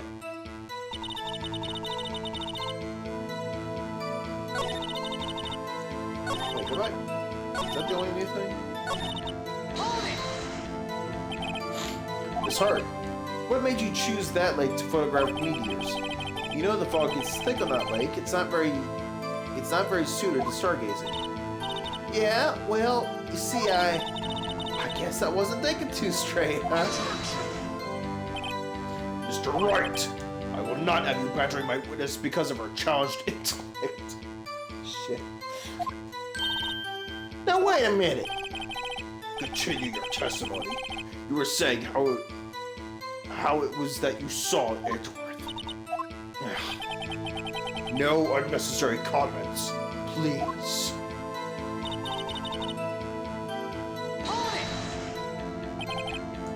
If there was a heavy fog, how would binoculars change that at all? What do you mean? Even binoculars can't see through fog. But you say you clearly saw him. I did. Yeah. Enough! There's no room for doubt in her testimony. She sounded pretty doubtful to me. But I have to find a clear contradiction first. I don't care how many von karmic objections I get. I'm going to find a hole in this testimony. It's the last thing I do.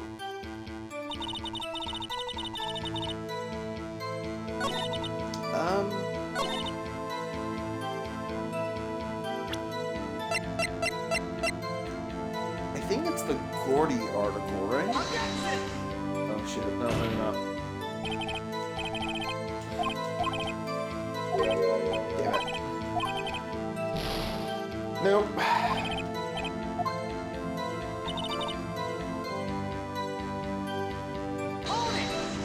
No, shit, that's wrong. I need the actual camera. I'm stupid. Yeah.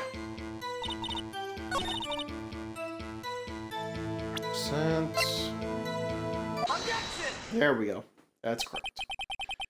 You were photographing shooting stars? That's a lie. Says who? I saw the camera you set up yesterday. It was pointed directly at the lake. You have to point a camera upwards to take photos of the stars, Miss Hart. Mr. Wright, what are you driving at? The witness was not at the lake to photograph shooting stars, Your Honor. Well, then what exactly was she photographing? Now it's recorded. Your Honor, take a look at this. What was Miss Hart trying to take a photograph of? Take that! Miss Hart, this is what you were trying to photograph. What's this? A newspaper article? Gordy. Ah, the sighting at Gordy Lake. Well, Miss Hart, I never heard of no lake monster. You got proof or something? Let's see, you proved I was down at the lake trying to photograph this Gordy. I have it. Proof. Intriguing.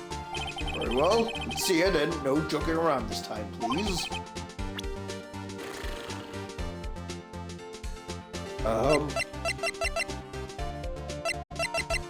It's the camera again, right? Take that! The proof, Miss Hart, is your own camera. Your camera was set to take photos in response to loud noises, correct? Thus, this photograph here taken when a gun fired on the lake. And here, this article about Gordy. According to this article, Gordy made a loud noise when it emerged. Well, you were trying to photograph Gordy, weren't you? That's why you had set your camera to respond to loud noises. Order! Order! I see. I too thought it was a little strange. Yeah, sure. Well, Miss Hart, you were camping there to try and take a photo of Gordy, weren't you? Yeah. Not bad. Are all you lawyers that smart? So smart, boy. I was down there trying to photograph Gordy. You got me. So what? Huh? That don't change what I saw, does it? Exactly. What you just used several precious minutes of our time to prove is nothing more than that. Sorry, is nothing more than that the witness is an idiot who thinks monsters exist. Hey! But as she's so... I have no idea how to pronounce that word. Succinctly? said, so what? It changes nothing. Not true. You were hiding the whole thing about Gordy for some reason. I know it. But what could it have been? Whatever it is, I'm getting to the bottom of this. Miss Hart, why did you hide the fact that you were searching for Gordy from the court? Please revise your testimony. Right. Fine, I'll testify. It won't change nothing, though. Something will change. It has to. And I'm going to spot it.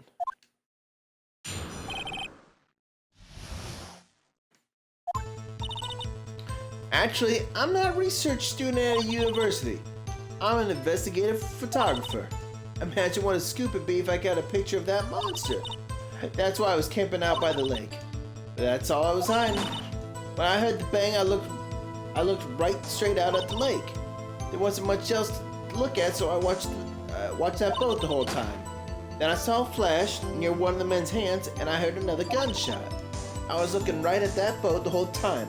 Crossed my heart and hoped to fry. Well, Mr. Wright, you may cross-examine the witness. What? The witness's testimony is unchanged from before.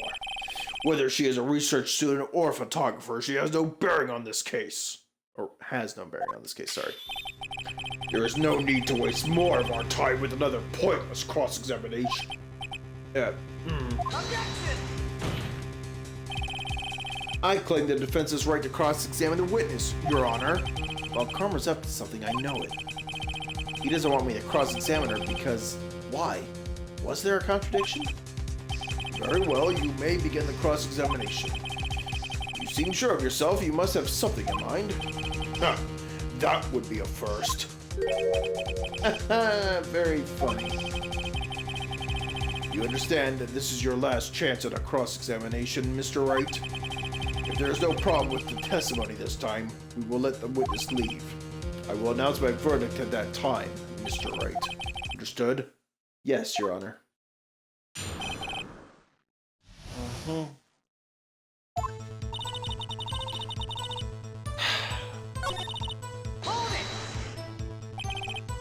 An investigative photographer?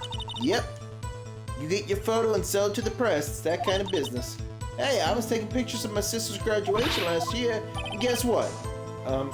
What? There was a UFO just hanging in the sky. UFO? You know, an unidentified flying object? A UFO. That's when I had a sort of revelation. I knew I should become an investigative photographer. I see. Kind of a shaky basis for a career. Hold it! Is Gordy really all that newsworthy? Heck yeah!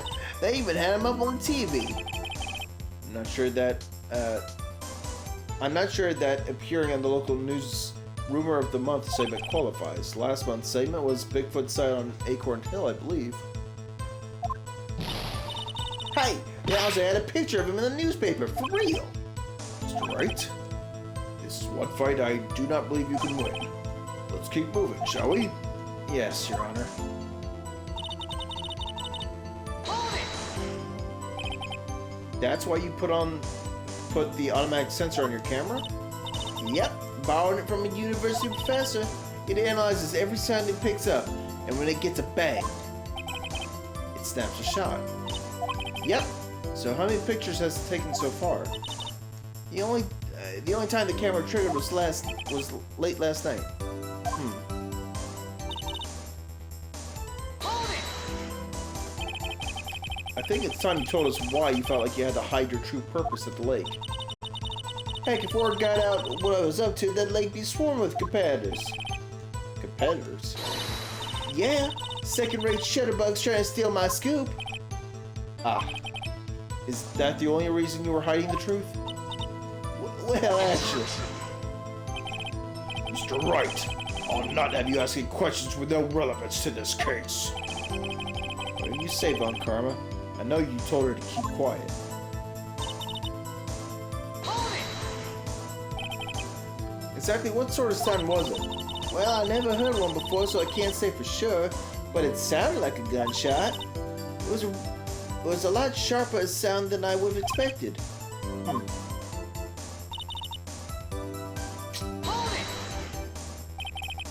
There wasn't much else to look at. Yep. I don't know. If she heard a bang and she thought Gordy was out there, I kinda doubt she wasted any time looking at a boat. What? What'd I do now? What are you giving me that look for? Definitely suspicious. Maybe it's time for some evidence. Witness, continue. Hold your hush, puppies, Pops. I'm getting there. Then I saw flash. Alright. Hold it! Was there nothing on the lake but the boat at that time? Huh? Wait, so you're thinking maybe he was shot from some other place? I don't think so. Nope. The lake was smooth as glass and nobody was on the shore neither. Better find some sort of contradiction in this testimony. Won't be able to beat Von Karma any other way. There has to be something. Let me press this first one again, just to make sure I'm not missing something. Then what manner of person are you?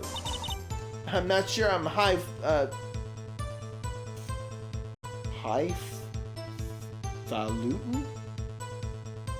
I don't know.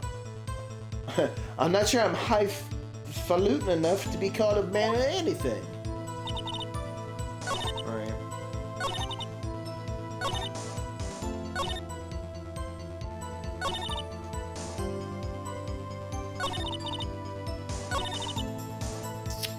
Wasn't much else to look at, so I just watched the boat the whole time?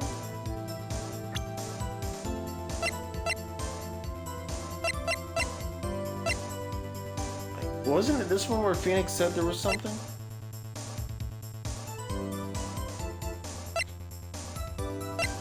Objection! Yeah, here we go. Miss Hart, were you really looking at that boat? What's with you? Of course I was looking at it. It was the only thing out there. Any normal person would be looking at it. I agree. Any normal person would. But you are far from normal. What? Y'all want to step over here and say that? You were camping at the lake to take a picture of Gordy. Think about it. What would you do if you heard a loud noise? You'd be scanning the lake for any sign of Gordy, that's what. You wouldn't give the boat a second thought. Yeah. Order. Continue, Mr. Wright. You testified that you were watching the boat through binoculars. However, you wouldn't need binoculars to watch that boat. You needed them to search for Gordy, and that's what you were doing. Well? Well, now that y'all mention it, I did sort of take my binoculars and kind of scan the lake a bit. I mean, Gordy might be out there and all. Miss Hart, are you saying that you were not watching the boat then? Sorry, y'all. I wasn't fibbing, really. I thought, I could be witness to a murder and all. I kind of got excited. I was sure I was watching that boat till now. This is a totally uncalled for. But hey, you got that photograph, you got proof. Still, we can't see who is shooting who in this. Right. That's why I took this photo and... Witness, that's enough. You've had a long day. Shut your pie hole. Shut my what? What was she going to say? She took the photo and what? Wait a second. She even had a photograph to prove it. You really can't tell. But you really can't tell from the photo who was shooting. That's why she said she's going to enlarge the photo. She said it'll drop the quality of mine, but should let us see who's who. She enlarged that photo. Why won't Von Karma let her show it? I've got a hunch. I bet that enlarged photo shows something bad for Von Karma. This is my chance. If I'm wrong, though, it'll mean prison for Edgeworth or worse. Should I do? Yeah. Miss Hart, look at this photograph. You enlarged this photograph, did you not? Yeah, I did. Why has that enlargement not been presented to the court? Because it does not exist. What are y'all talking about? You were the ones who told me not to show in the court in the first place. You old fool.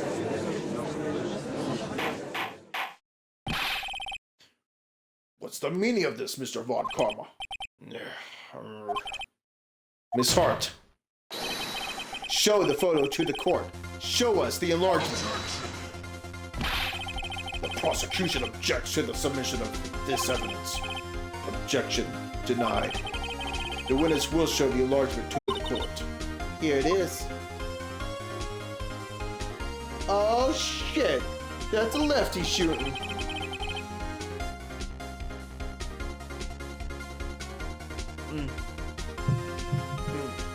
We still cannot see who is firing in this. It could be the defendant, or maybe it's not.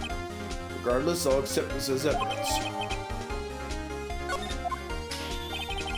Happy now, Mr. Wright. There has to be something. You asked for the enlargement, you got the enlargement. And little good it has done any of us. That's why I requested she not show it. I suppose this means that the cross-examination is over, obviously. That I would like to close the cross-examination of Miss Lotta Hart. And none too soon.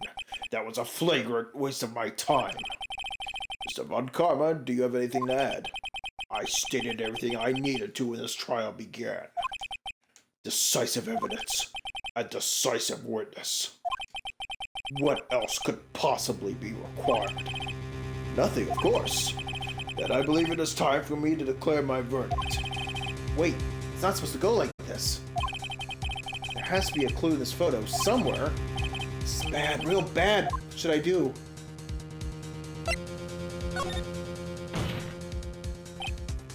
Wait! Your Honor, this evidence. I believe we have spent enough time talking about evidence. Indeed. We've heard opinions on every piece of evidence but this enlargement. I see no point in retracing our steps. This is bad. Object? Even though he's immediately going to be like, "Ah, you idiot." Your Honor, there is something decidedly strange with this enlargement. What might that be? Mr. Wright, you will show the court what you mean. What about this photo is strange? Okay, there goes nothing. I'll show the judge what's strange about this photo. Take that! Here, Your Honor. The shooter? I'm not sure I understand. What about the shooter is strange? Look at the hand holding the pistol, Your Honor. The hand? That hand directly contradicts another piece of evidence. This man's left hand does... I'm sorry, this is Judge. This man's left hand does what? Let me show you. I'll show you the evidence that the left hand contradicts. The evidence is clear. The man in this photograph is holding that pistol in his left hand. However, the prints on the murder weapon were from Edgeworth's right hand. Ergo, the man shooting the pistol in this photograph is not Mr. Edgeworth.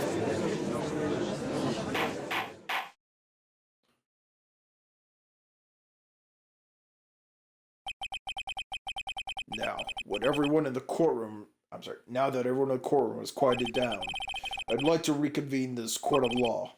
Mr. Wright? Yes, Your Honor. You have given us definitive proof today. We now know that it is not Mr. Edgeworth who fired the pistol that night. However, this leaves us with a rather large problem. If Mr. Edgeworth didn't do it, then who shot our victim? Precisely. As we have seen, there were no other people in the lake that night. Who but the defendant could have shot the victim? Larry! There is only one explanation remaining. The man who shot the victim was none other than the victim himself. Order! Order! So, you are saying that the victim committed suicide? Yes, Your Honor.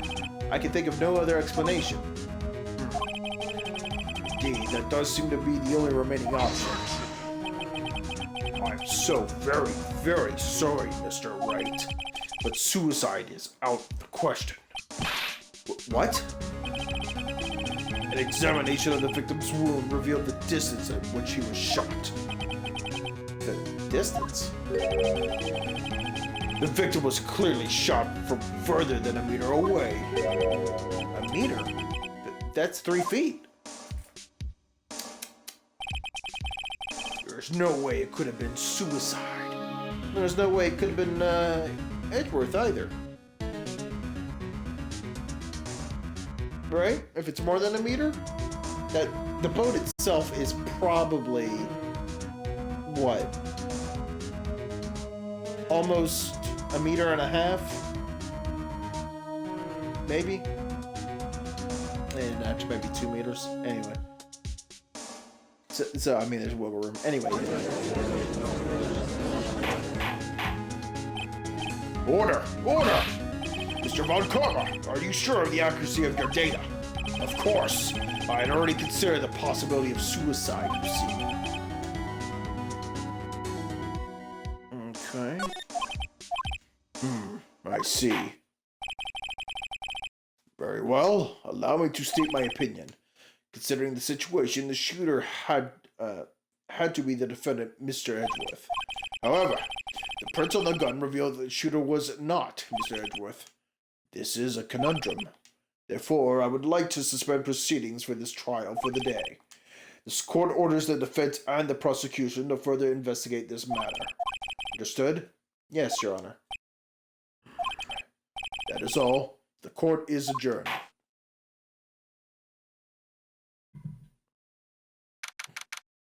Back in the lobby.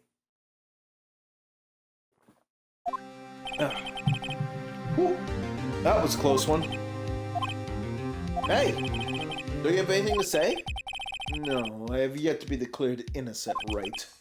Well, yeah, but what happened out there on that lake anyway?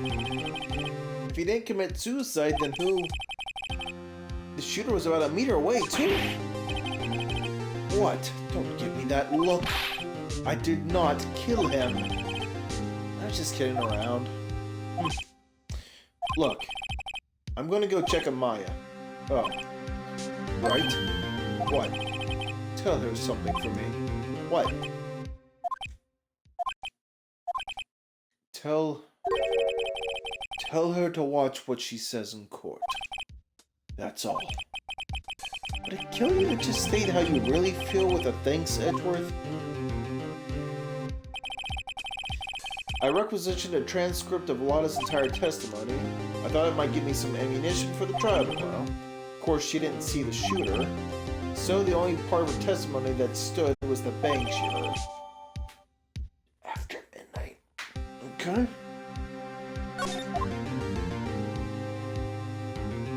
Here. Once I get to the save screen, though, there it goes. Give me just a sec. I'm going to use the bathroom. Be right back.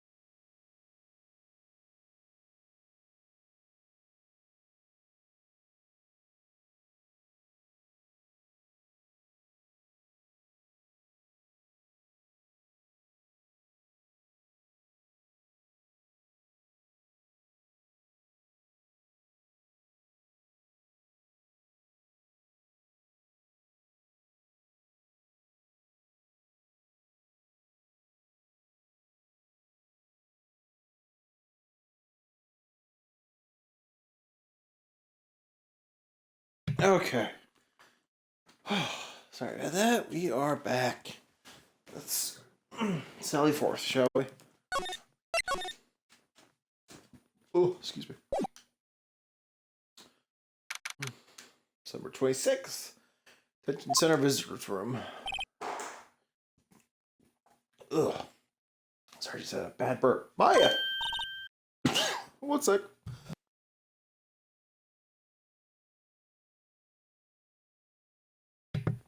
Okay, I think we're okay now. Hey, Nick, it's you! I'm glad Mr. Edgeworth made it through the day okay. It's a relief. Hey, why'd you do that anyway? I don't know. I just knew I had to do something.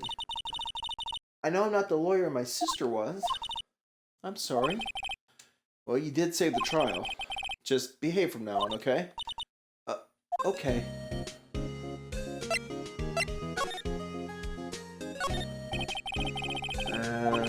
Let's see, he hasn't moved an inch since I came in, a real pro. He's got nothing new to say, really. Have you been questioned yet? No, not yet. Detective Gumshoe was here just now. He said, seeing as this is your first offense, we'll let you go after questioning. Cool. Oh, and he wanted me to get bail money ready. You can pay for me, okay? Huh? How much? I don't know. I guess they'll send you a bill or something. Sorry, let me get my water thing open.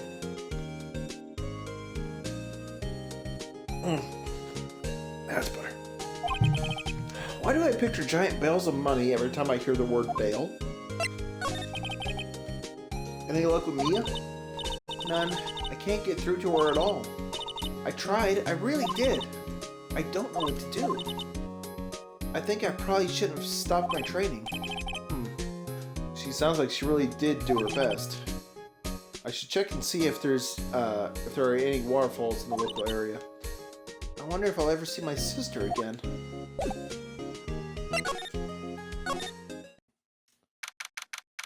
Alright, back at our office. Sure is quiet here with nobody around. Right. I have to get Maya out of that detention cell soon. Let's, head over here. Whew. Detective Gumshoe's not here. Gumshoe's at the scene again today. Huh? Oh, really? He's a live wire, that one. Got into a fight with the chief for not knowing protocol. Not following protocol. I bet he wouldn't help them build the case against Edgeworth.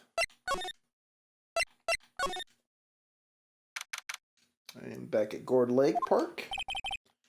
There are fewer than there were yesterday, but the cops are still around in the park. I wonder if Detective Gumshoe is here today. Let's see. At the beach. Haven't seen Larry around today at all. Probably off paying through the nose on a date with the lovely Kiance.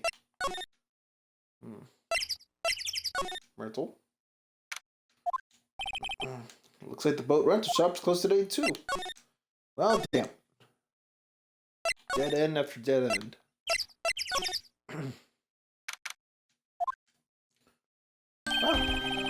Hey, Detective Gumshoe. Hey, pal. The trial today, Yes? What about the trial? Well, I was gonna say good show, but it wasn't really all that. Though you did save Mr. Edgeworth, I guess. I just wasn't sure how to thank you, you know? Thanks. Detective Gumshoe? Any idea what strategy Von Karma is planning for tomorrow? Sounds like he's bringing in another witness. Another witness? Oh, right, he said something about that in the trial today. There were two witnesses. I was wondering who that other witness was. Or, who was it? Sorry, pal. As much as I'd like to, I'm not at liberty to divulge that information. Right. Damn. Oh, right. I wanted to ask you something about Edgeworth. What's up? Is he afraid of earthquakes? I never heard anything about that before. Mr. Edgeworth doesn't talk about himself too much, see? But there's one thing that's clear as day. Him hating crime the way he does. Him becoming a prosecutor. And him being scared of earthquakes. It all started with that incident. The DL6 incident? Yup, that's the one.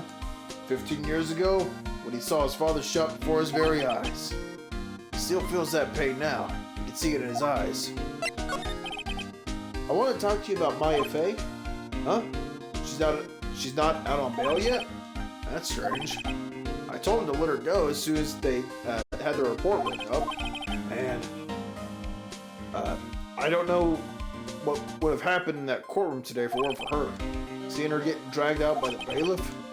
I'll be honest with you, pal. I shed a tear too. Mr. Edgeworth, he was so moved I saw his lip trembling. Really? Cold as ice Edgeworth?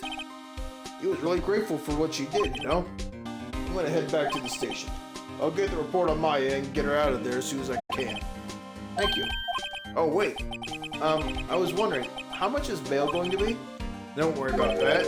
Mr. Edgeworth is posting the whole amount. What? Edgeworth? Didn't I tell you? He's grateful to her for what she did. Alright, pal. But don't forget to go pick her up, okay? Maybe I can get Edgeworth to pay this month's rent, too. I suppose let's head right back to the detention center and get her. Whew. Hey, Nick, you finally came. They just finished the paperwork. I'm free to go. Free at last, huh? Those interrogators were really mean. They were like, okay, what did you do this time? Like I was some kind of criminal. Can you believe it? Well, they let you out in the end, didn't they? Oh, that reminds me. Thanks for bail. Thank Edgeworth. Huh? He posted bail for you. Said he was grateful for what you did. Mr. Edgeworth did that? I have to make it up to him. We have to win this case, Nick. Alright, well, with that... fresh air. I gotta say, freedom feels great. Behave yourself in the courtroom tomorrow, okay? Misbehaving's much more fun. It's not going to be so much fun when Edgeworth refuses to pay your bail again. Right, I'll behave. Oh dear. Still nothing new. Yeah, just that's fine. I'm just gonna be floating around more so or less right now. Should we go back here? Grossberg? Apparently Mr. Grossberg is on vacation today. Well, I guess I can come back tomorrow if I need anything. Well, a lot of fucking help he is, as usual. Alright, well, back to the lake. There aren't many cops around today, are there? They're probably back at the precinct working up the case against Edgeworth. Hey, y'all! Hey, it's Lotta. Y'all really did it today. What do we do now? Nah, I'm not complaining. See, I did a little thinking, a little self-reflection, you might say. I recognize that being a witness is a mighty big responsibility, but I just went up there and started babbling any old thing that came to mind. Lotta. So you see, I want to make it up to y'all. Make it up? What did you think of the trial? To be honest, I was doing half just to say I'd been a witness. Even though I didn't really see anything. I kinda convinced myself I had, though. I'm sorry, I know I caused y'all a lot of trouble. Well, memory is a tricky, vague little thing. Yeah, I sure know that now. I'll be fine the next time I witness a murder. Right, you mean the first time you witness a murder. What about Gordy? Right. Well, the way I figure, the trial is only stoking the flames of Gordy fever. I'll get my exclusive photos and rocket to stardom. Alright, Lotta, you go, girl. I wish I could be an investigative photographer, too. Finish your spirit medium training first. Lotta, what do you mean by making it up to us? Well, you see, actually, I got a bit of information for you. What? That Von Karma didn't want me to say nothing about it. What information? One sec.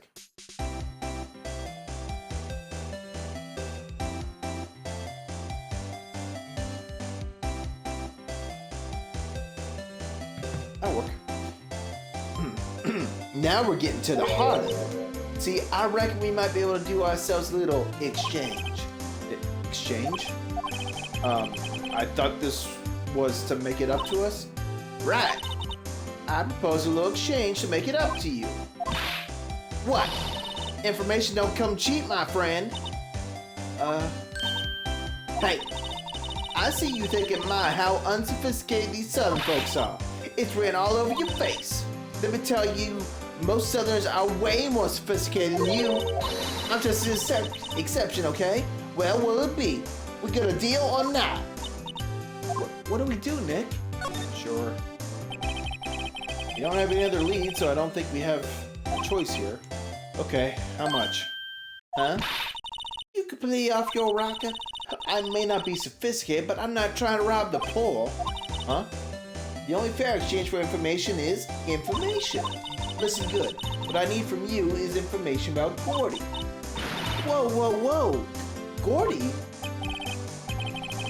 But Gordy doesn't... I mean, Gordy might not exist. Then bring me proof that shows he don't. I'll be keeping watch from the car, okay? You see something, y'all come to me first. Got it? Okay. Right. See y'all later. Okay, Nick, let's get hunting. Hunting? You don't seriously mean... Yes, that's what she means, Nick. Let's go monster hunting right now. Let's go. We got Rise, we got World, we got whatever's going to be coming in the pipeline next. Hopefully we get some more information from the Game Awards.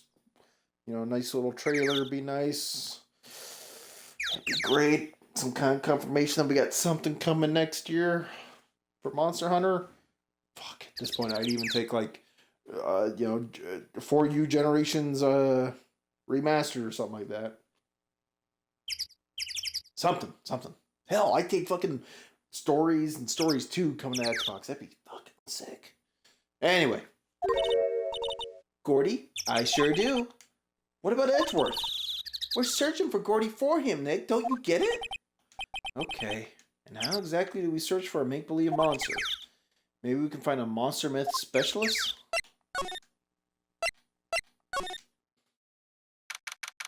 Huh. Okay. What's that?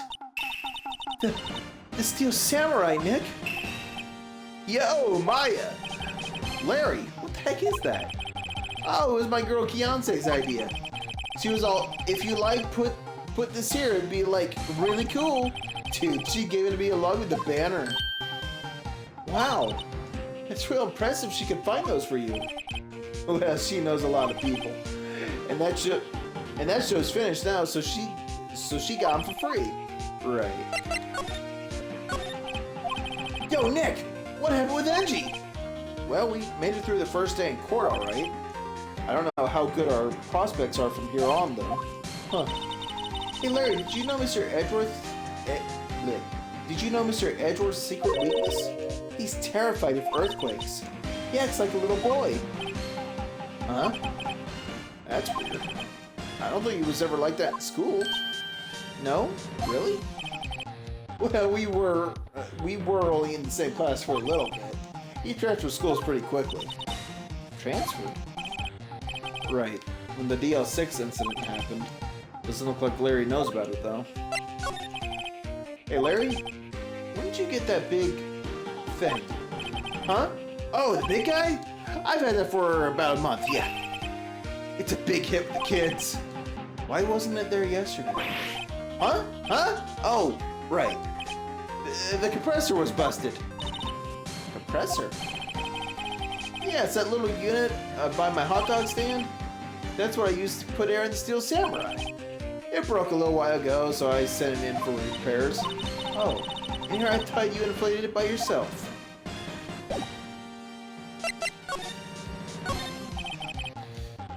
Doesn't that Steel Samurai look a little out of place? I mean, it's so huge. I guess it's good for advertising. Something about the Steel Samurai just doesn't work for me. Huh? Really? It looks pretty well made to me. Still a novice, aren't you, Nick? Really, true connoisseurs like Cody and me don't fall for this kind of stuff. Steel Samurai fans are obviously in a league of their own. What's this machine? That's a compressor. I use it to fill up that balloon there with air.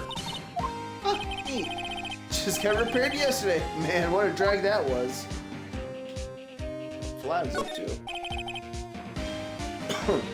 Those flags look sadly out of place here, flapping listlessly back and forth in a cold wind under a cold sky.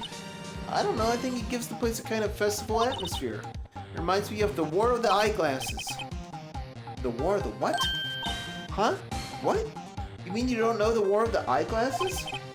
What in the heck is that? Our local fair used to do it every summer.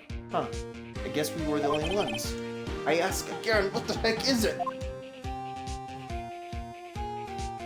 Alright, present anything to him? Did you hear anything? It doesn't work. Gordy? That's the guy that's selling my dogs faster than I can cook them. Do you think Gordy really exists? Nah, I think someone probably saw something else they just thought was Gordy. But I'll keep selling samurai dogs till the truth's out. Alright, bud. Boat rental shop? New stuff. It's always so quiet here. I wonder if the boat shop is closed for good?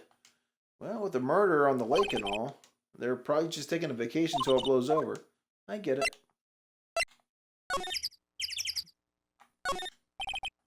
Doesn't look like anyone's around.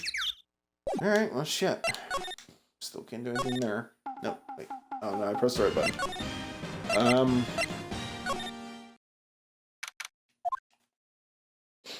Hey Lotta. Hey y'all! Well, y'all find anything out about Gordy? No, nothing. Well, keep moving. It gets cold out here at nighttime. It is a little chilly. I think I have to sneeze. Whoa! No, you don't. No sneezing. What? Shoot!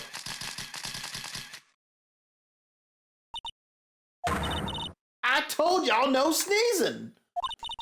See, I set the camera respond to things a little softer than a bang. It triggered on one of Von Karma's finger snaps now. Oh, I'm sorry. Yeah, well, sorry's nice, but what about my film? Nick, hey, the lady.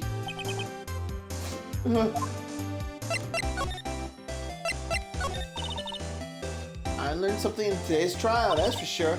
Testifying is serious business. That's why I decided not to talk about that case anymore. Huh? Whoa, didn't you say you had information about the case? Tell us that at least. Like I said, I'll trade it for the dirt on Gordy. What are you going to do if Gordy doesn't exist? I'll quit being an investigative photographer. What? After all, I only have one photo to my name so far. Was it a good one? You bet. A Yufu.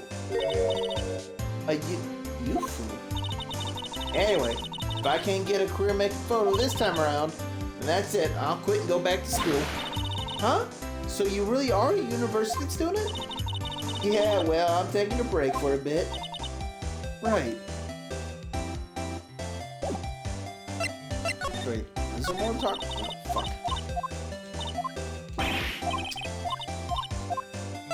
Is there more here, or? No. It's just remaining unchecked as, we've still got more to do, I guess. Can I...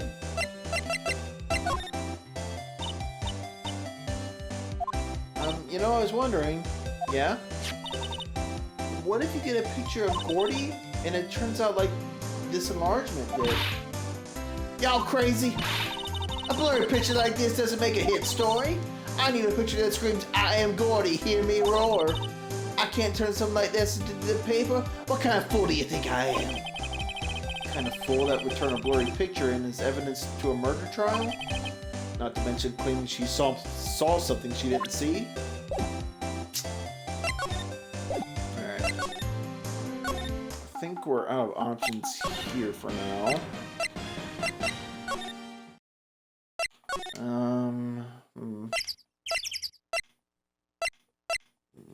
Maybe Gumshoe's got something? No? Hey there, pal. What's up? You got of sorts? Wait, you didn't go do something that's gonna hurt Mr. Edgeworth's case again? What do you mean again? Whatever. Have a seat, pal. I'm here for you if you need anything. Besides money, that is. How's the investigation proceeding? It's not really. We have another meeting coming up. We're supposed to talk about Mr. Edgeworth's motive. His motive? See, Mr. Edgeworth's father died in the DL6 incident, and the guy who got the lone suspect declared innocent was the victim in this case, Robert Hammond. They're saying that's why Mr. Edgeworth shot him. And Edgeworth never talks about his past. I bet they'll drag that out and hit him with it in court tomorrow too. Poor Mr. Edgeworth. I gotta admit, doesn't look good, pal. Say, Detective Gumshoe, do you know Gordy? The monster down in Gourd Lake? Not personally, no. Well, we're looking for it. Huh? Are you out of your minds? You got time to go wild monster hunting? How about doing a little question for me then? Oh, Detective Gumshoe is scaring me, Nick. I told Detective Gumshoe about the deal with Wada. Nick, try telling him sooner next time. Sorry. I see, pal. Sorry for shouting at you. Okay. I, Detective Gumshoe, will aid your search for Gordy. Huh? I'll loan you one of our newest secret weapons for finding evidence. Really? You can take whichever one you like. Okay, give us the goods. Hold on now, everything in due time. First, let me show them to you. These are our best and brightest. Introducing secret weapon number 1, Missile. Missile? He's a K9 police dog, still in training. Missile! Missile! Here, boy. Here he is. Hey, he's cute. Look, Nick, cute dog. Cute dog. And this will help us how? Next secret weapon number 2, a fishing pole. Here, this is my own personal pole. Detective Gumshoe, we're looking for a monster. Yeah. How are we supposed to catch a whole sea monster with a fishing pole? Never know till you try, pal. Okay, this next one is the last one. No, please, I'm already overwhelmed by our choices. Secret weapon number 3, a metal detector. Here. Detective Gumshoe, we're looking for something alive. Right. How are we supposed to find it with a metal detector? Hey, you never know, it might have been eating soda cans. Well, which will it be? I can't make up my mind, Nick. They all seem so perfect. I can't make up my mind either, for the totally opposite reason. Oh, well, I suppose it can't hurt to borrow one of them. Do the metal detector for now. Can we borrow that metal detector? Sure thing, pal. I'm not sure what we're going to find with this. Remember, you're hunting for a monster. Anything is possible. Anything. Okay.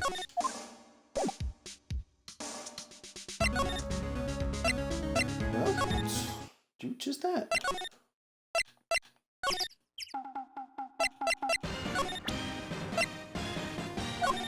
Huh? Oh. Boat rental shop now? Ow. Ow, it's loud. Nick! It's beeping. The metal detector's found something. Sure is loud enough about it, I'll say. Whatever it is, it must be in these bushes. Go check it out, Maya. Why do I have to check it out? Nick! Look! Huh? An air tank? Huh. The valve looks broken. I thought it was Gordy. Maya, first of all, why would Gordy be in the bushes? And second of all, why would a metal detector react to a sea monster? Oh. Huh? There's something wrapped around the air tank. It looks like a string of flags. Well, you might as well take it with us now that we found it. It's heavy. Air tank of dubious value. Sure does look familiar, though. I wonder if my old pal, Butts would know anything about this. What? An air tank? What about it? Larry, I want to ask you about this tank. Is it yours? Say, is this air tank yours? Why would I have a thing like that? Look, I think I have a southern thing there for a moment there. Too much of the Lotta. It's bleeding over. Fuck. Oh, sorry. I'm getting some more water there. Look, see how there's a string of flags around the tank valve? It's just like the string of flags around your steel samurai there. It must be a coincidence. There's strings of flags everywhere these days. Like elementary schools. And used car dealerships. Look, why would I need a tank anyway? To inflate something? You used this to inflate that, didn't you? Inflate what? What else? The big puffy steel samurai. And now why would you go ask me a question like that? Looks like I hit the nail on the head. Right. Actually, see, the compressor I always used was on the fritz, so I tried using the tank to inflate it just once, and it didn't go so well. As I suspected. It didn't go so well? Yeah. Do you think you could be a little more specific? Come on. Look, it's embarrassing, so I really don't want to talk about it. Tell us! Fine. Whatever. It's like what I said, the compressor was busted. Oh, that's something. The compressor was busted, so I took the tank and tried to fill the samurai up with that. And then...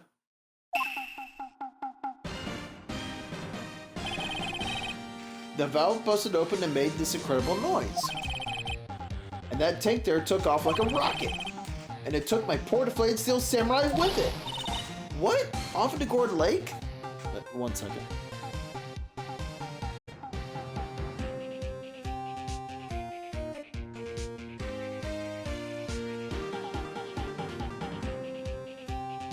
Alright, sorry about that. It sure scared me out of my gourd, that's for sure. Alright, here we go. Excuse me. So the tank and the steel samurai you were trying to fill up flew away? What happened next? Well, all that happened on the 20th or so. 20th? A week ago? Now, as far as I could see, the tank went flying out into the lake. So I went out every night in a boat looking for it. I mean, Kionsei gave me that steel samurai after all. And when did you find it? Just the night before last. It flew way out there. It took me 4 whole days to find it. The night before last was the night of the murder. Sorry for not telling you, Nick. Actually, I was here on the night of the murder. But, you see, I went home before midnight. So you didn't know about what happened? Nope. That's too bad. It's not all bad. We've solved one mystery at least. A mystery? Maybe we should go tell her. Let's do that. Lotta. Just present that to her? Let's squat about that. Well, Mr. Lawyer, I've got the info y'all need. Y'all got the scoop on Gordy for me yet? I mean, we did find him, but he doesn't exist. You know, both of these are true. Lotta, there is no such thing as Gordy. What? How can y'all be so sure? Really, Nick? Y'all got some proof Gordy don't exist? The proof that... damn it, I did again. The proof that Gordy doesn't exist is out there. It's here. Of course I have proof. No lawyer worth his badge would make a claim without the proof to back it up. Are we... Hold on. Let me check on the cat real quick.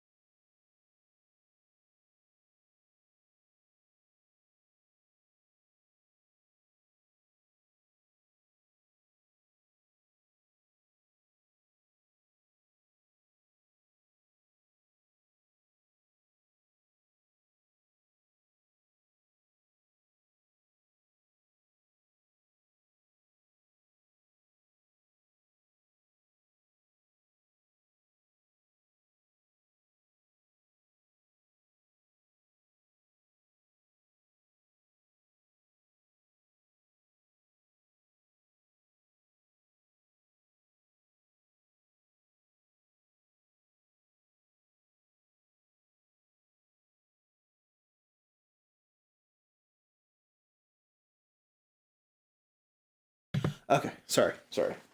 We're back. Just want to check on the cat real quick. Oh, the youngest cat we have. She hasn't been. Why are you in here now, cat? Go. She hasn't been spayed yet, and apparently she is going into heat. Which, if anyone doesn't know, long and short of it is the cat's horny, and I've got a couple male cats. They've been neutered, but of course that doesn't stop her from going, huh, to them. So, I haven't heard it, but if there's any kind of that meowing sound, that's just her trying to get their attention. God.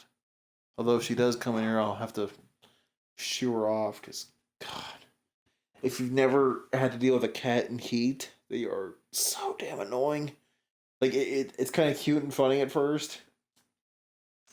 Well, it really only is when you don't have any fear of, another cat making kittens with them. But jeez, it gets so old so fast. So, definitely be seeing about getting her spaded. Soon. Hopefully soon. Anyway. Enough pet talk. Let me make sure the phone's actually charging too. That's fine. Yeah. Back to it. Let's see. Here's the proof that Gordy doesn't exist. Take that! Larry's air tank? What are y'all doing with an air tank? This is Gordy. Excuse me?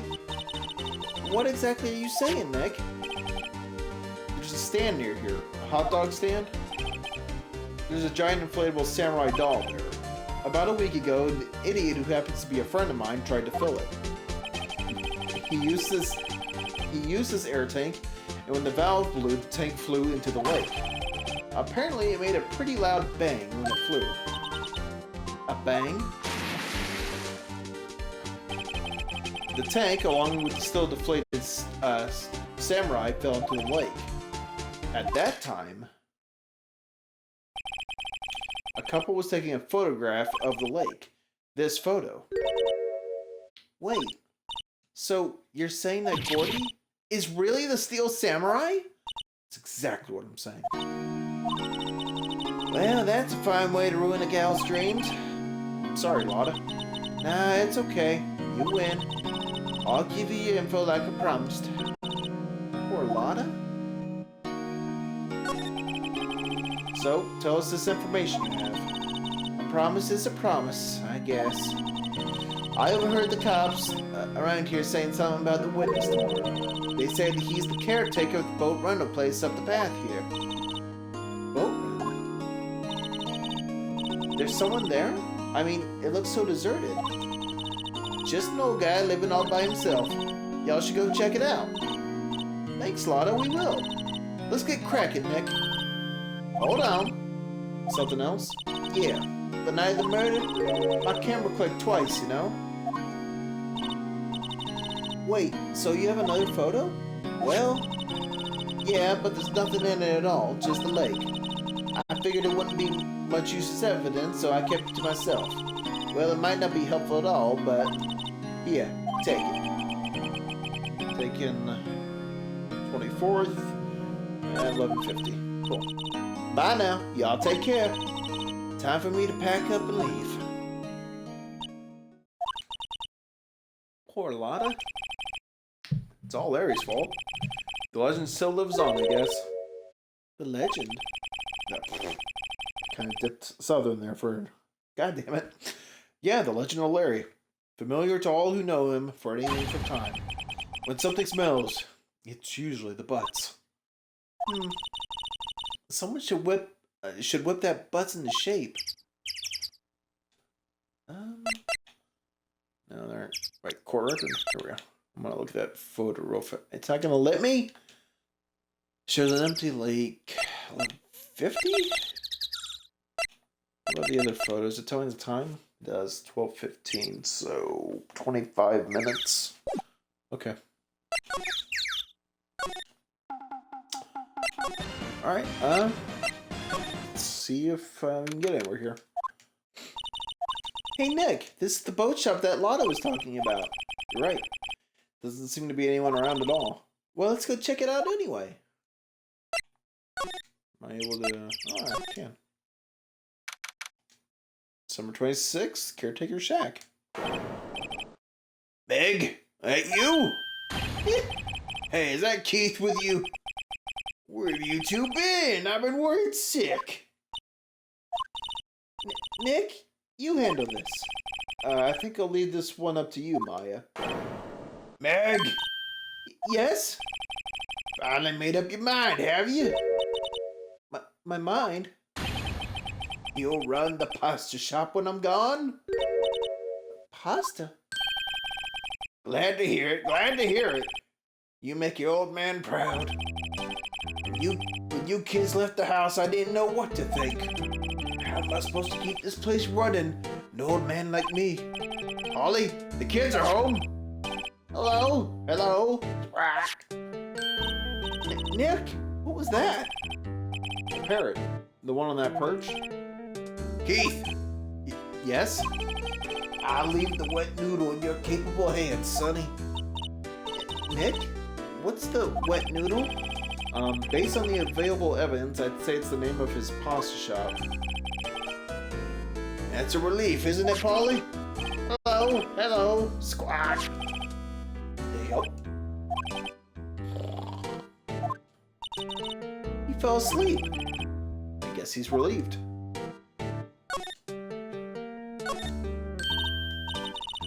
Wow, what an amazing parrot that is. Good morning.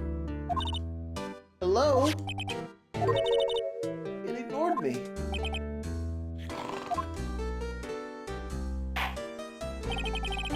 What, you forgot, Meg? You gotta call her name first. Her name? Polly, how you been? Hello, hello, squawk. See? Neat, so the parent's name is Polly. The erstwhile companion of the boat shop caretaker answers to the name Polly. Too bad all she can say is hello. Oh, Polly can say lots of things. You just need to know the secret words. The secret words? Polly, Polly, what's your name? Polly? Squawk. Cute. Maya's found a new friend. What was this? Look, a little safe. It's locked. Look, Nick, he has an electric blanket on his table. Looks warm. That's a great idea. We should do that at the office. We could sit down with our clients snug and warm and drink hot cocoa. And what, talk about murders? Oh, you're a party pooper, Nick.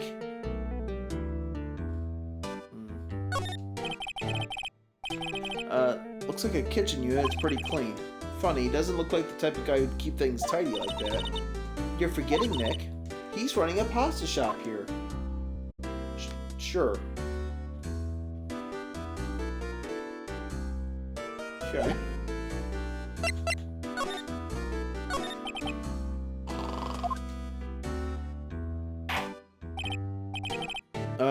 A pasta shop? Oh, yeah. You think the wet noodle will live on when I'm gone? My father started with... My father started, you know, so that makes you two the third generation. Meg. Yes? Tomorrow we'll start with the secrets of dough tossing. Dough tossing? You too, Keith. Yes? You'll be the best pasta wrangler the West has ever seen. Pasta wrangler? The West? Isn't pasta from Italy? Meg! Yes? You know the best pasta's always been made west of the Rockies, don't you? Right, of course. Everybody knows that. Nick? Huh?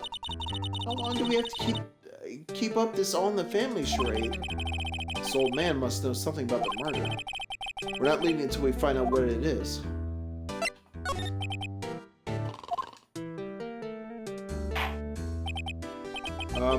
This is a boat rental shop, right? What are you talking about? This here's the Pals of Pasta, the wet noodle. Though now that you mention it, we haven't got many orders for spaghetti lately. All the kids come up here and say, yo, dude, we want to ride one of your boats. That's why I keep them boats out there. Youngsters these days, darned if I understand them. I'm pretty confused myself. Nick, this isn't going anywhere. But this old man is the witness tomorrow, right? We've got to find some way of getting information out of him.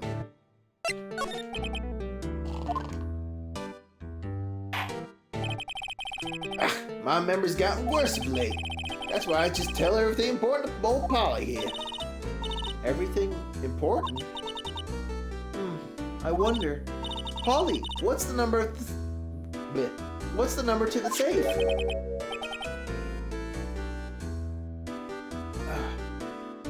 1228, squad. All right. Hey, Polly, watch it, will you? See, Nick? All it takes is a little clever thinking. And a criminal mind. Quick, Nick! Write that number down! Hey, don't get me involved in your little heist schemes.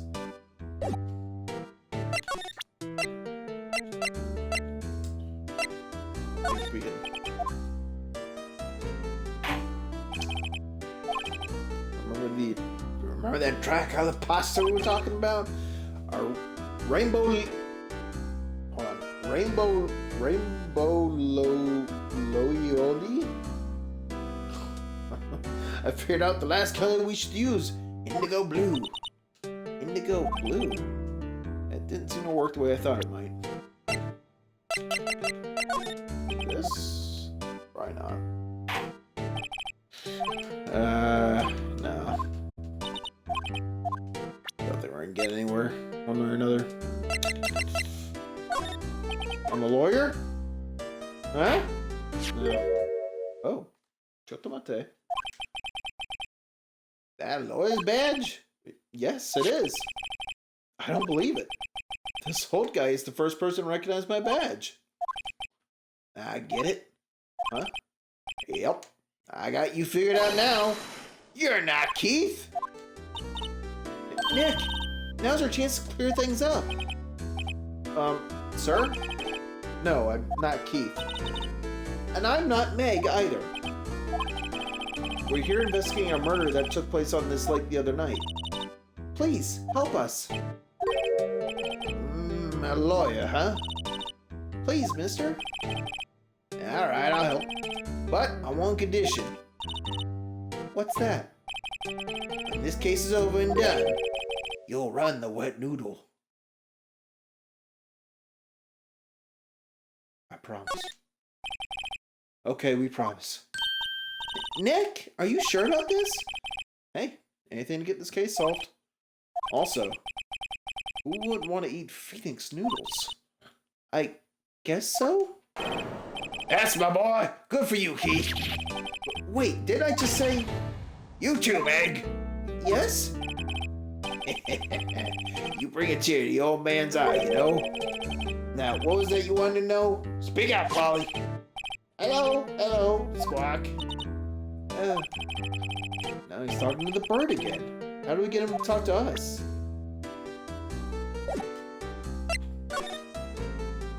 Do I just do the badge again and say no? You won't be needing that badge to run a pasta shop. Toss it. I think I'll hold on to it if you don't mind.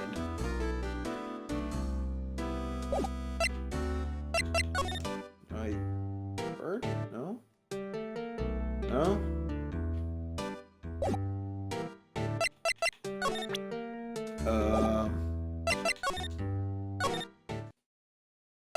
I think maybe we need to go back to, Gumshoe, actually.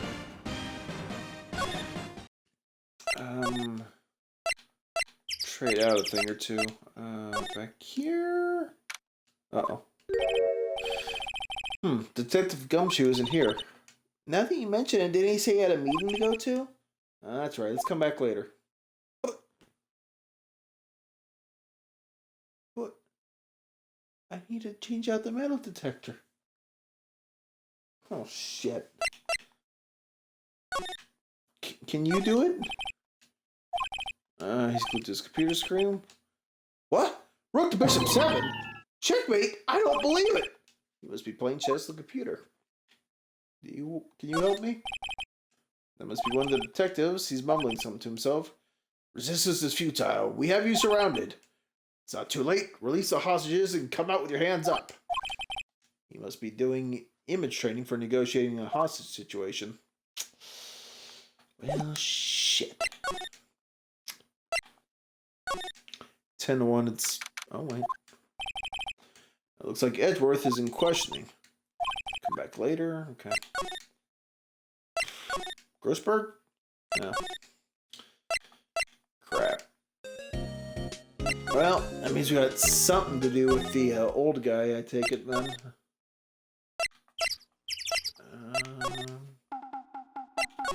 Let's just get back over to him. Excuse me. What could we present to him? Is that any good? No.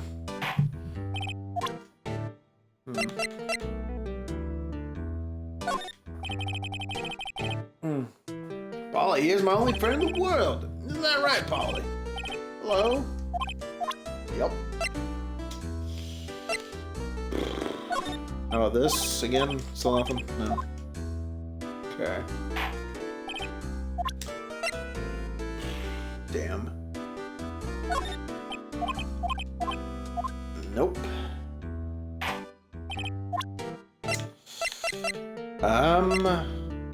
Again, this? Anything? No? I'm just trying to see if there's about anything we could use.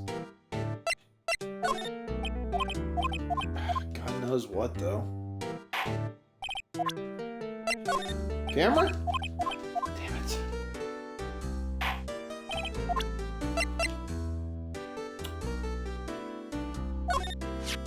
Oh, here we go. Yep, I've seen this. You know something about this, sir? Keith. Yes? It's okay. You can call me Dad. Dad, you know something about this? Well, the other night out on the lake. Yes? Yes? I know all about that. I seen it. What? Tell us what you saw. Well, I suppose, since you're taking over the shop and all. There we go. I forget the time, but it was pretty dark outside, probably night. Yep. It was after midnight, but okay. Then I heard this bang, so I looked outside. Then I heard another one. Bang.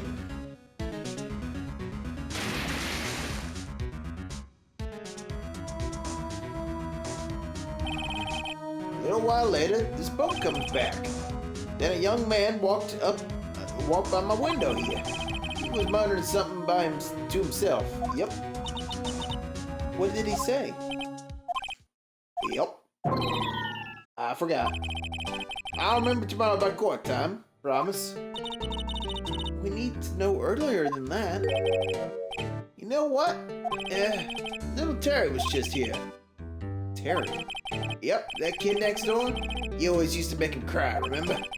He was wearing this tattered old coat, got himself some whiskers growing out of his face. Must be talking about Detective Gumshoe.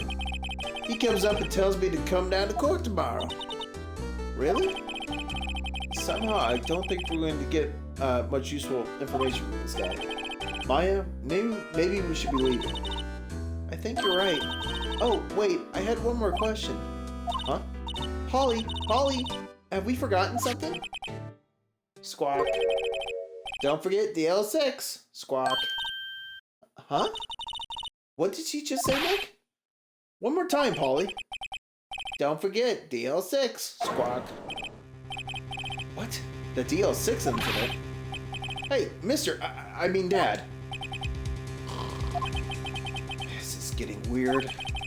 Who is this old guy? Why would that bird Polly know about DL6? We have to figure out who that old man is. Oh, what? He locked the door from the other side. Who could that old man be? I think I need to do a little more research on this DL6 incident. Maybe I should ask Detective Gumshoe. Back to the police precinct.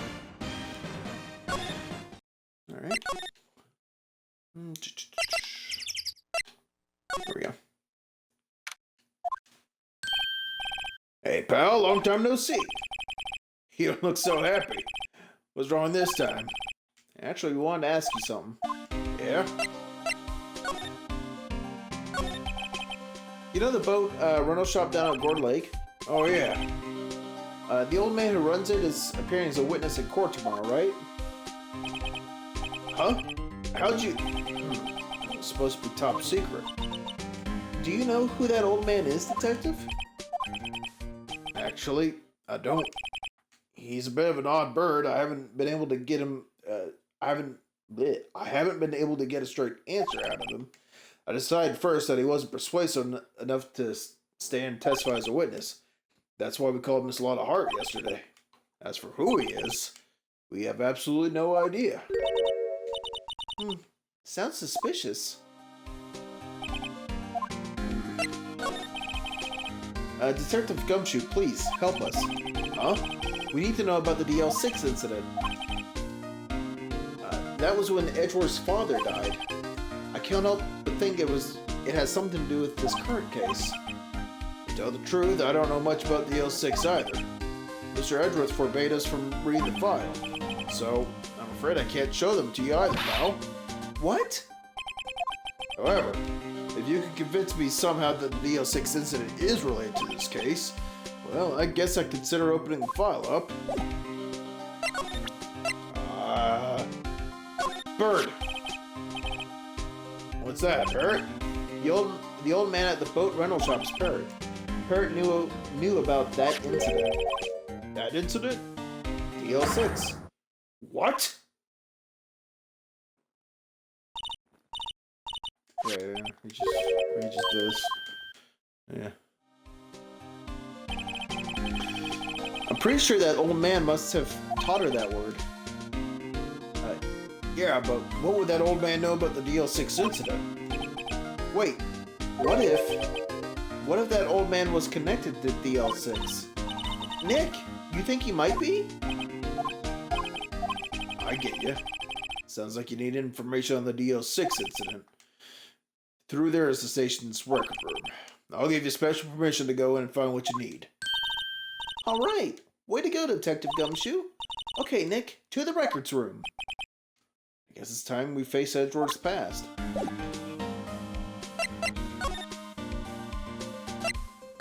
the record room.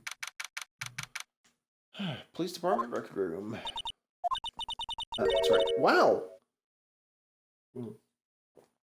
It's amazingly dusty.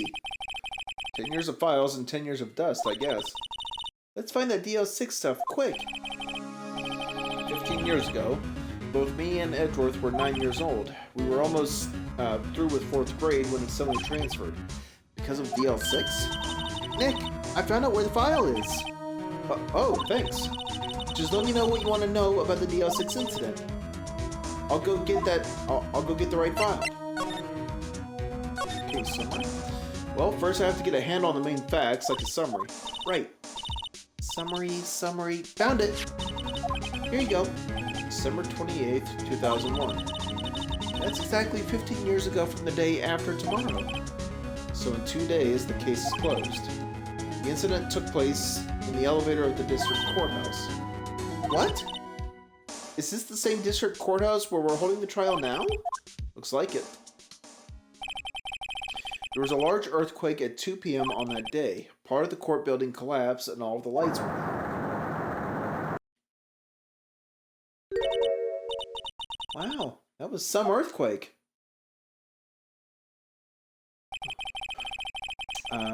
At that time, 3 people were trapped in the elevator. It took 5 hours for them to be rescued.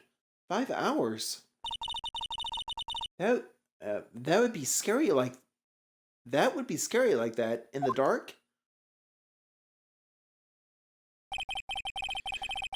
There was a lack of oxygen in the elevator and the survivors were unconscious. The survivors? One of the 3 in the elevator had been shot in the heart. That was Mr. Edgeworth's father. Damn it. That was Mr. Edgeworth's father, wasn't it? He said that his father was shot before his very eyes. So Miles Edgeworth was one of the other passengers in that elevator. Do you have any data on the victim, Edgeworth's father? Yeah, hold on. Victim. Here, found it. Gregory Edgeworth, 35, defense attorney. If he were still alive, he'd be 50. He had lost that day's case in court and got in the elevator with his son, Miles. Miles Edgeworth, of course. So he was in the elevator with his father, like we just established. Or, well, maybe Phoenix was actually saying that in his head, so we'll let it slide.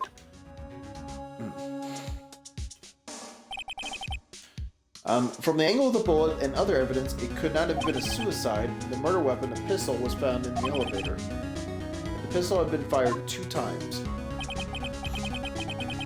Where have I heard that before? Huh. It sounds just like this current case. What's going on here? Got any data on the suspect in there? That would be the guy that my mom got arrested. Hold on. This is it. The man arrested as a suspect in DL6 was Yanni Yogi? He was a clerk in the court, apparently. So he must have been the 3rd person in the elevator. Well, then he had to have done it. But he was found innocent thanks to his defense lawyer, Robert Hammond. Hammond, the victim in our case. Right. The suspect, Mr. Yogi, was oxygen deprived, so much so that he had brain damage. He lost all memory of being in the elevator. After he was declared innocent, he disappeared. Where could Yogi have gone to, I wonder? Maybe closer than we think. I guess I know generally what happened in DL6 now. I still don't know what sort of impact the whole thing had on Edgeworth. Nick, are we going to take the whole file? There's too much. We'll never get it out. You're right. How about we just take what we think we'll need? Okay. Right. That's probably all we'll be able to find here. Now, all that's left is the trial tomorrow. I wonder how Dad will do testifying in court. I think I've got enough steam in me left to do part 2 of the trial. Hopefully.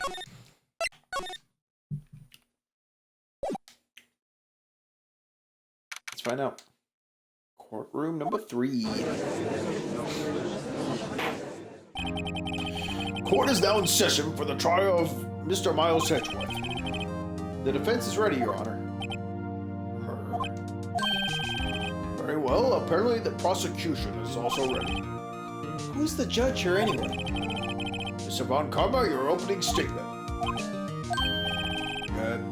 Very well, no opening statements, so... Not so fast, Judge. I was taking a meaningful pause before speaking. Right, of course. A prediction. Today's trial will end 3 minutes from now. Order! Order! Mr. Von Cartwright, what is the meaning of your statement just now? Ah, must you question everything? It will be over in 3 minutes. We have no time to waste. I'll call my witness now. Right. I call my witness. My decisive witness to the stand. It's that mysterious boat shop owner. Witness, state your profession.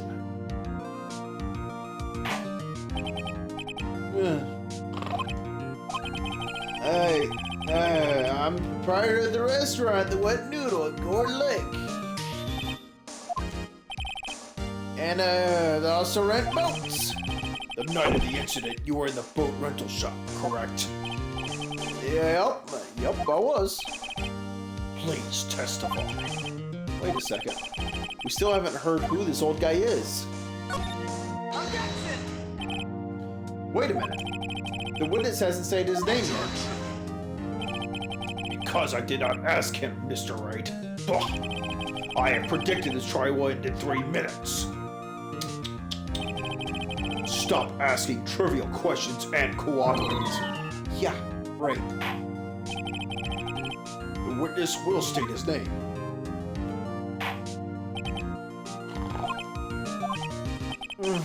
Well, I'm not really sure. Yep.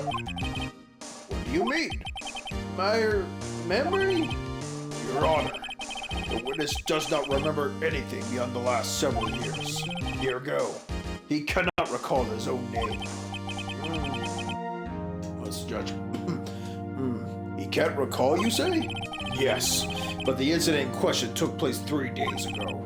He can testify. Very well. Let's hear his testimony then, shall we? Witness? Well, Karma's voice is killing me. Actually killing me. The night of the murder. It was the night of the 24th, just after midnight. Yup. I was in the restaurant where I rent boats as usual. Then I heard a bang. Yup. When I looked out the window, I saw a boat just floating on the lake. Then I heard another bang.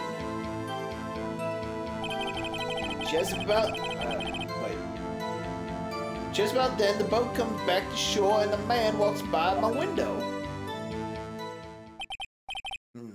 Very well. I'd like to begin the cross-examination. There is nothing to question in my witness's testimony. Ergo, no need for cross-examination. Besides, there are only 10 seconds left before our 3 minutes are up. Judge, your verdict, now. Yes. Mr. Wright? Okay, I'm cross-examining. What are you saying? Of course I'll cross-examine the witness. Very well, you may begin. Excuse me, Mr. Von Karma? 3 minutes just passed. I see. Well then, let's just take our time. You may cross-examine the witness.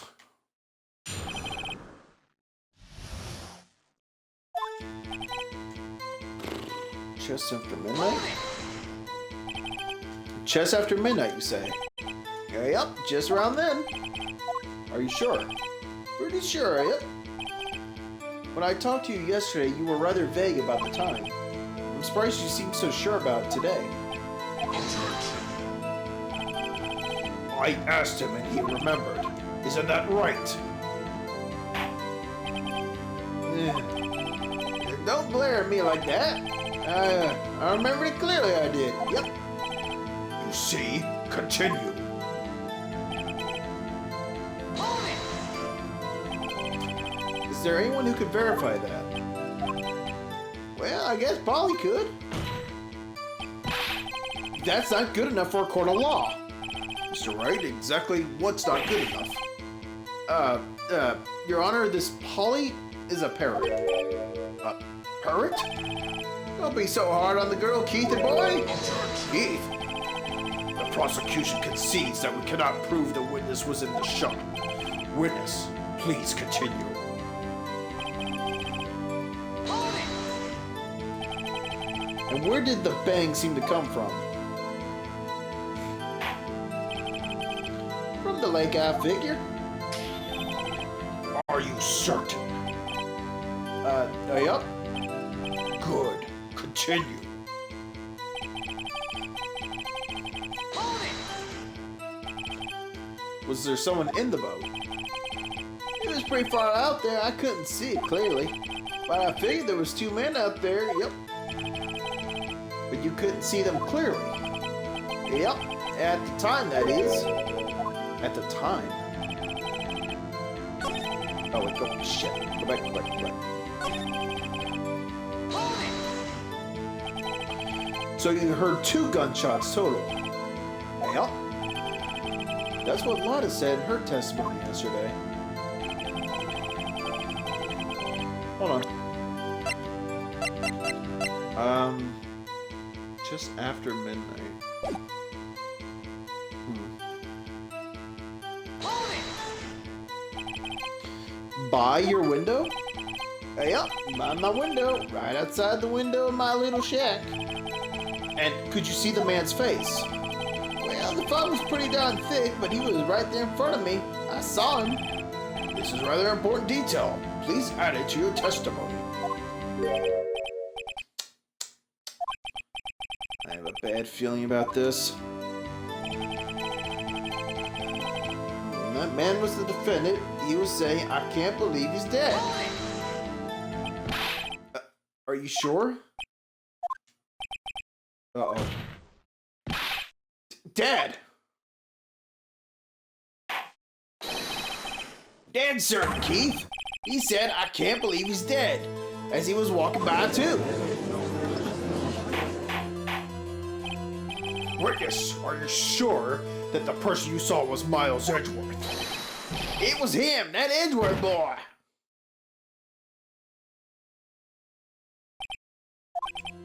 This sounds like decisive evidence indeed. I see no room for doubt. Von Karma. He lured me into cross-examining so he could set me up for a fall. Nick, I don't like the way things are going here. Everyone in the courtroom is glaring at us. I better act quick or this trial is going to be over. Objection! Your Honor, we proved in yesterday's trial that it could not have been Edgeworth who fired that gun. Mr. Wright, are you referring to the fingerprint from Edgeworth's right hand found on the gun? And the photograph showing a man firing with his left hand? Exactly. This is easily explainable. He could have wiped his prints after he fired. You are ignoring the truth of the matter here. Everything in this witness's testimony is true. The judge has lost a thought. What should I do? Objection! Your Honor, this witness claims that Edgeworth said, I can't believe he's dead. But his word is all we have. If he were telling a lie... Mr. Wright, in a court of law, the evidence tells all. Apparently, you have yet to realize even this basic fact. If you say his testimony is a lie, show us proof. Nick, do we have evidence? It's no good. There's nothing I can do. Are you sure? To be honest, I don't know what to do anymore. Please. Can you hear me, sis? Please. We need your help. Nick needs you. 3 minutes was perhaps too high an expectation. However, 15 minutes isn't bad. This must be a new record. Enough. The witness may leave the stand.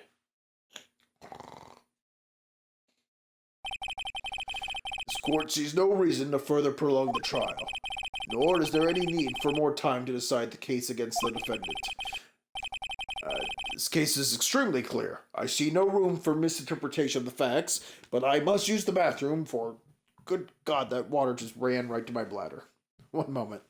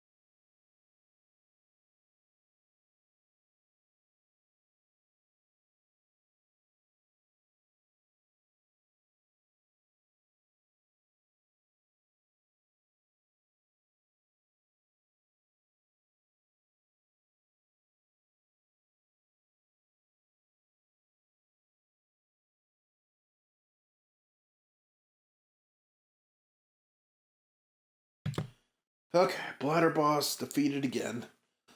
Oh, hopefully, yeah, my throat will hold out. At least to the end of this day in the trial. Fuck. Anyway. What? No!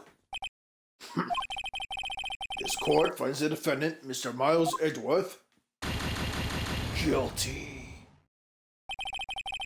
The accused will surrender to the court immediately, to be held pending trial at a higher court within a month from today's date.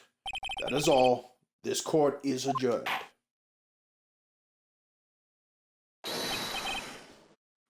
Wait! Who was that just now? Me! Huh? What? Larry? What are you doing here? Listen, you gotta listen to me. I was there in the park the night of the murder. I wasn't sure about it until just yesterday, but today I remembered it. Remembered what? The gunshot! I heard it too! Order! What is the meaning of this? The verdict has been decided. I called for adjournment. One moment, Mr. Von Karma. So you say you heard a gunshot? Yeah, I did. A gunshot that night. I was sitting here in the audience listening to the testimony. Then I realized something he said was different from what I remember. Anyhow, I just can't sit here and let you call Edgy a murderer. It's just not right. I'll testify, then we'll testify. Order! Order! Well, this is the first time something has happened like this in my court. I'm not quite sure how to proceed. Judge, you've already given your decision. The trial is over. Nick, this is it. Larry's given us our final chance at this. She's right. If only it wasn't Larry, he could make things even worse. Mr. Edgeworth was just declared guilty, Nick. It doesn't get any worse. You're right. Okay. Your Honor, if there is another witness, it is our duty to hear him speak. Right here, right now. A waste of time. The verdict cannot be overturned. Allow me to speak my opinion. In all court proceedings, it is our duty to prevent an inaccurate verdict. There we go.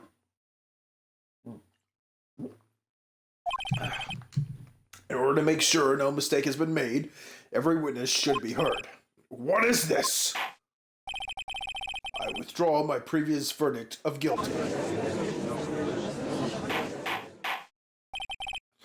Mr. Von Karma, I order you to call this new witness to testify. Now. What? The court will adjourn for a 5-minute recess. After that, we will hear this new witness. Court is adjourned.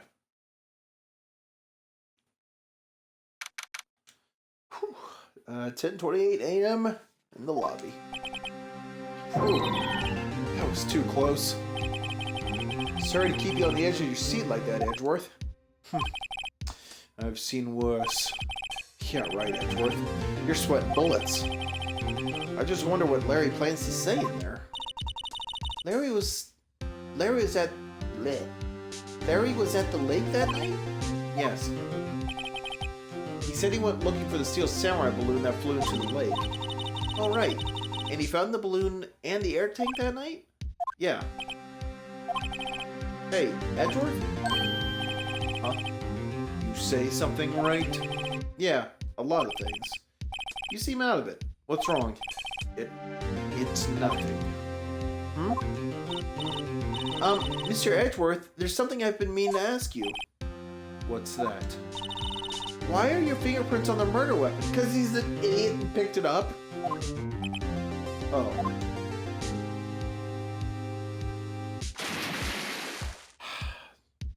What's gonna come down to?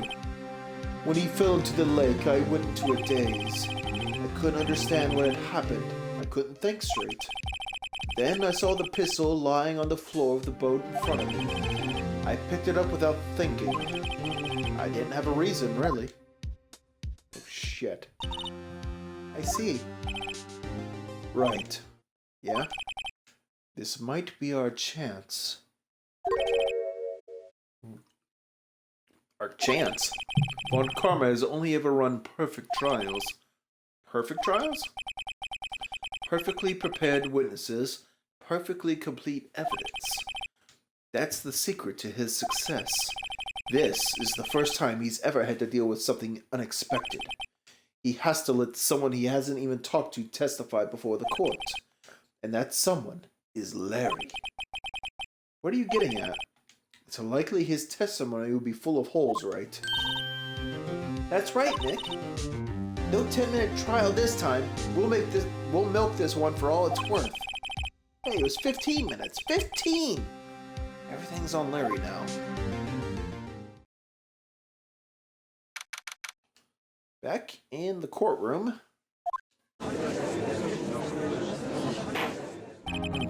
Court is now back in session. Witness, please testify to the court about everything that you saw on the night of December 24th. Right, leave it to me. Please, Larry, don't mess this one up. I hate to admit it, but you're our last chance. Well, Karma didn't even have time to practice witness. I just hope Edgeworth is right about this being our big break.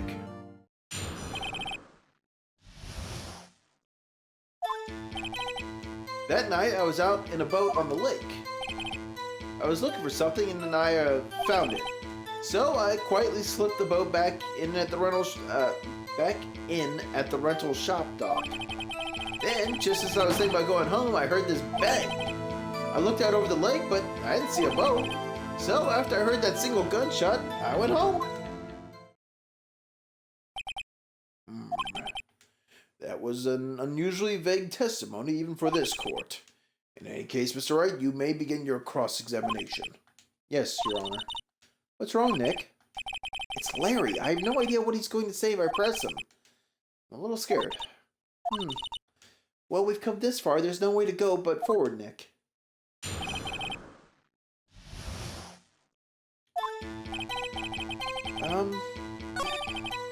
Hold on. I think I already know where I want to get him.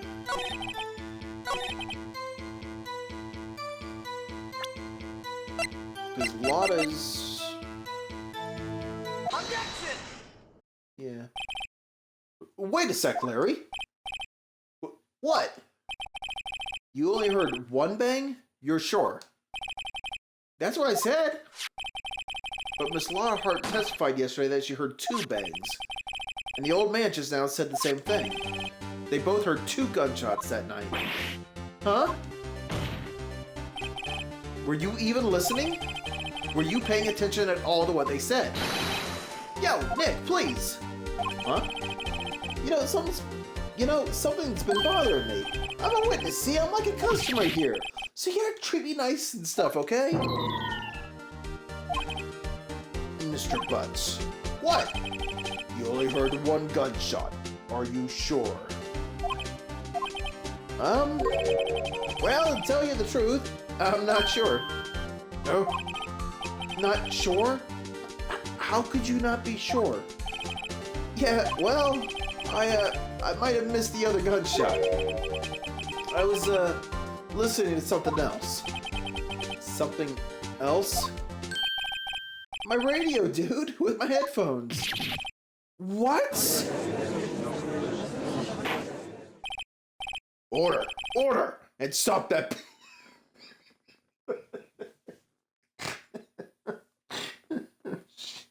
and stop that booing!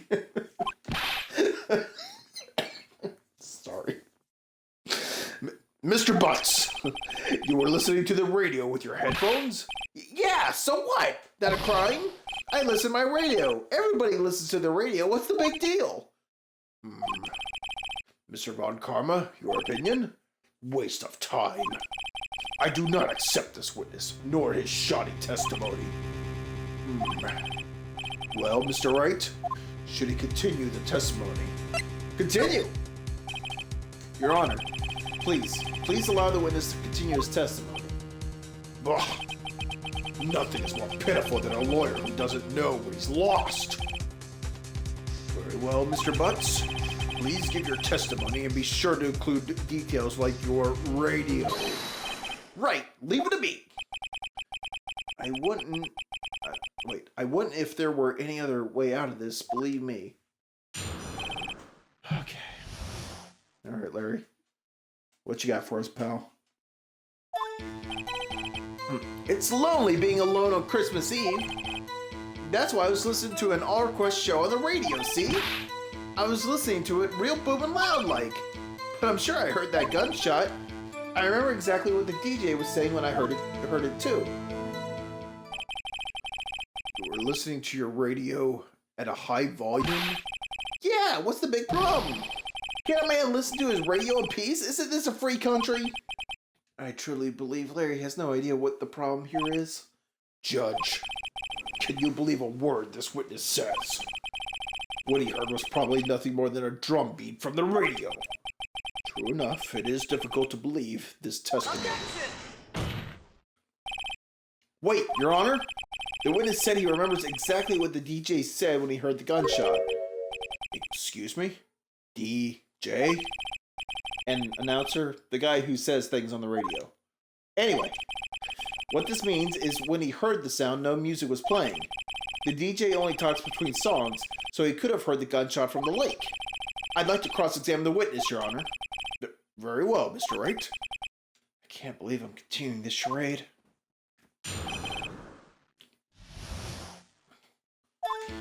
Alright, bud. Right, it's lonely. Uh-huh.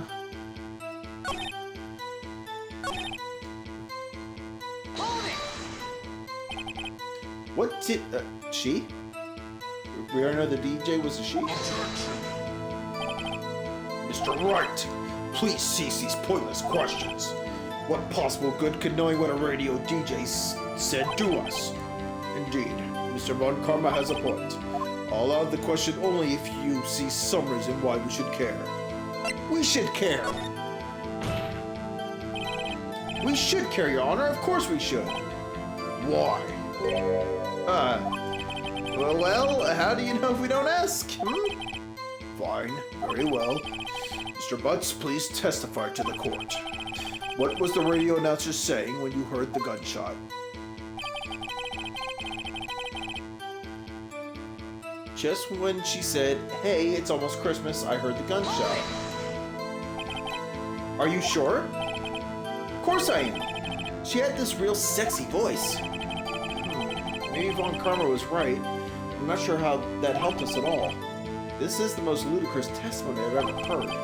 But there is one gleaming ray of hope in there. I've got to press it until we get to the bottom of what happened. Yeah, hold on.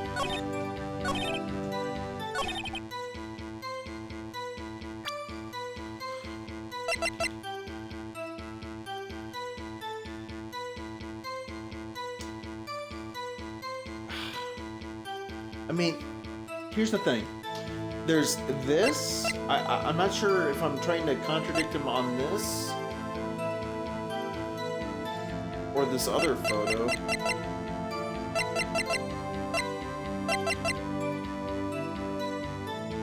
Let's see. Oh, music stopped. That's a good sign. Larry, are you absolutely sure what you're saying is correct? Huh? What's with that face? You look scary, dude. Hey, if you're trying to scare me, you better know I don't scare that easy. Is something the matter, Mr. Wright? Your Honor, did you hear what the witness just said? The DJ said, "Hey, it's almost Christmas," when he heard the gunshot. Indeed. And almost Christmas means it wasn't Christmas. Huh? No? Okay. Do you realize what this means? When he heard the gunshot, it was still Christmas Eve. That would seem to be the case, yes. But he should have heard that gunshot after midnight. This photograph is irrefutable proof of this fact. Let's see what the time was on the photo. Let's see what the time was on the photo taken when the gun triggered Miss Hart's camera. 12:25. 0:15. 15 minutes after midnight on Christmas Day. This is a clear contradiction, Your Honor. Let's hope no one knows about that other picture I have.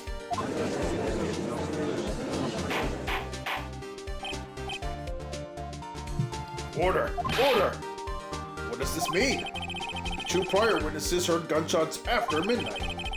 However, this witness says he heard a gunshot before midnight. Judge, the answer is simple. The current witness is plainly mistaken. Just look at it. Suspicious! What? Well, Mr. Wright, what do you think about Mr. Butts' claim he heard the gunshot before midnight? He's right. Larry's not mistaken, Your Honor. He heard that gunshot before midnight. Intriguing. I'm assuming you have evidence for this wild claim. Show me evidence there was a gunshot before midnight. Fuck. Take that! Look at this photograph. This was taken by our witness yesterday, Miss Lotta Hart, with her automatic camera. The timestamp on the photo reads December 24th, 11:50 p.m. Oh? But there's nothing on the lake in this picture. Your Honor, the real issue here is not why nothing is shown in this photograph. It is why this photograph exists at all. What do you mean? Your Honor, this photograph was taken by an automatic camera. That camera was set to go off in response to loud noises. Aha! Correct. There was a loud noise on the lake at 11:50 p.m. That is why this photograph was taken. In other words, when Larry heard that gunshot, it was most definitely still Christmas Eve. Indeed. It would seem that is the case. Then, where does that leave us? Miss Hart testified that she heard the gunshots after midnight. Are you claiming she was mistaken? Not at all, Your Honor. It is a fact the camera also triggered at 15 minutes after midnight. Your Honor, that night, there were two sets of gunshots with a 25-minute pause between them. Why would this be? Don't be fooled, Judge. That camera was set to respond to loud noises. Yes? There is no proof that the loud noise at 11:50 was a gunshot. Why, the witness could have sneezed, triggering the camera. Hey, my nose was clear that night, man. Clear. Well, Mr. Wright, there's no So, turning back now, can you prove that the loud noise at 11:50 p.m. was indeed a gunshot?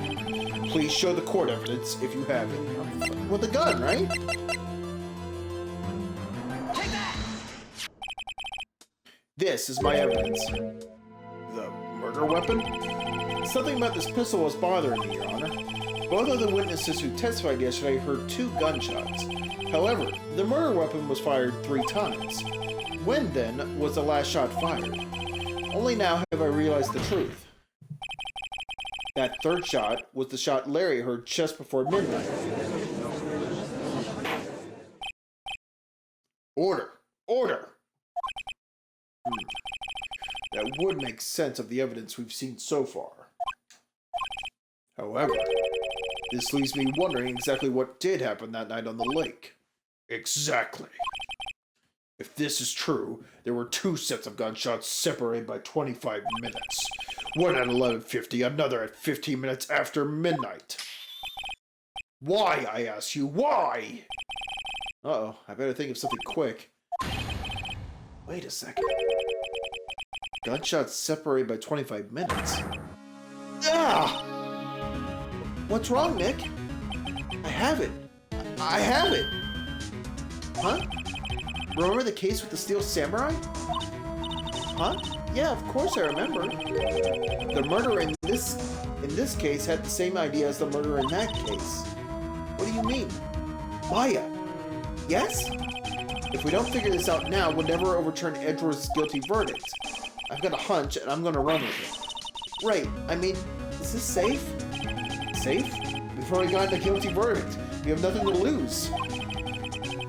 You just watch and let me know if I say anything that sounds fishy, okay? Right, Nick.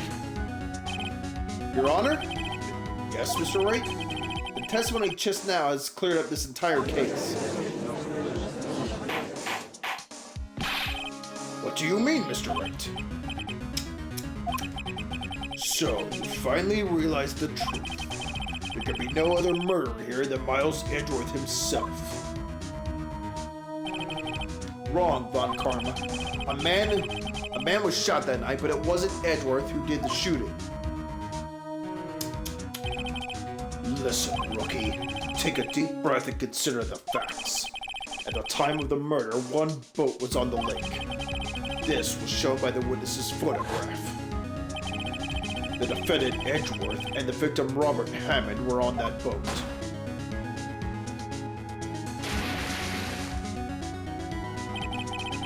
There was a gunshot fired on the boat and Robert Hammond fell to the lake. The distance of the shooting was 1 meter. It couldn't have been suicide. Well, the guilty party has to be the other man on the boat. I admit it is hard to imagine any other possibility. Yes, but this assumes that the victim was shot at 15 minutes after midnight. What do you mean by that, Mr. Wright? We have photographic evidence of the time of the shooting. The timestamp on the radio says 0:15, but Larry heard a gunshot 25 minutes before that. Robert Hammond was killed then, 25 minutes before the shot on the lake. That's the only way that Edgeworth could be innocent. Mr. Wright, are you quite mad? Explain who the 2 men on the boat are.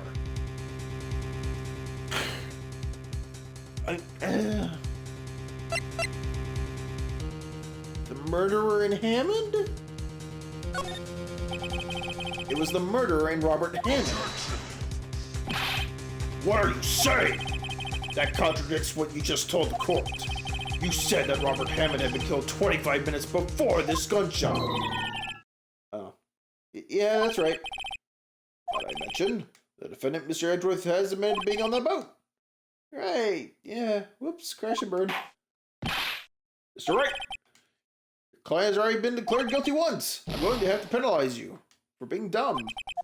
Yeah, that's fair. Well, it's Edgeworth and Hammond. Miles Edgeworth and Robert Hammond. yes, I believe you are mad. That's exactly what I've been telling this court this whole time. You're agreeing with me, and yet, what did you just say? That Robert Hammond had been killed 25 minutes before the shot on the boat? Yes, that's what I said. I was just testing you, Von Karma. Mr. Wright, your client has already been declared guilty once. That was... I thought... I figured with his stance and everything, that was actually... Right? Be like, haha, I got you. Whoops, nope. Again, like, clearly. Like I said, I've played these before, at least all the way through the first game, but I don't remember everything.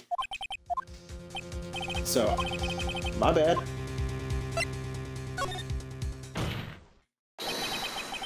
Of course, it was Edgeworth and the murderer! After the murderer killed Robert Hammond at 11:50, he assumed the guise of Mr. Hammond and met Edgeworth. What? Are you serious? Yes, Edgeworth won't tell us why he went to the lake that night. However, I have a hunch. That night, Robert Hammond called Edgeworth to the lake. Now, Edgeworth didn't know Robert Hammond's face that well. That's why he didn't suspect anything when the murderer took Robert Hammond's place.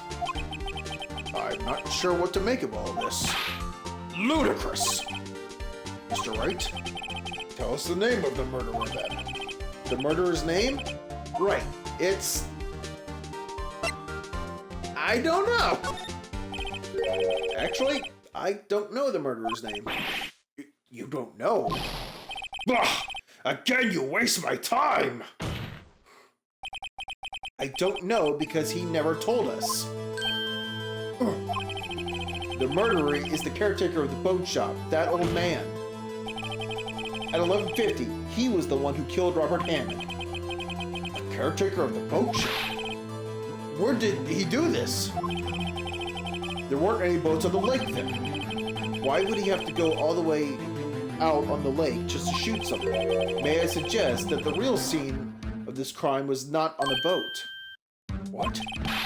Well then, where did the murder take place?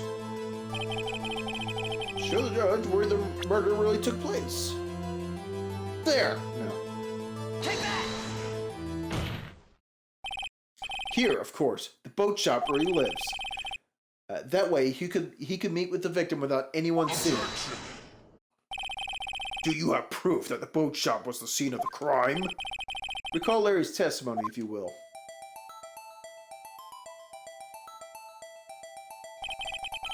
That night, he was out on the lake in a boat searching for something. He finds it and returns the boat.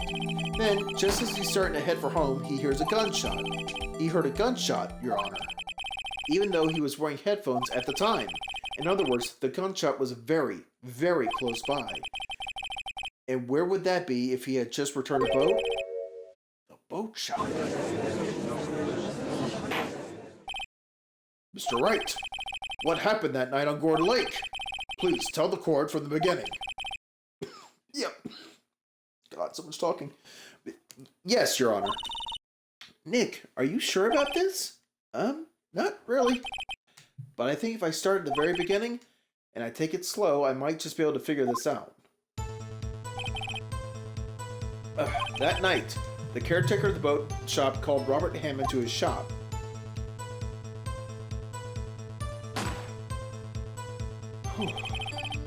That was around 11:50. That was when the gunshot that Larry heard was fired.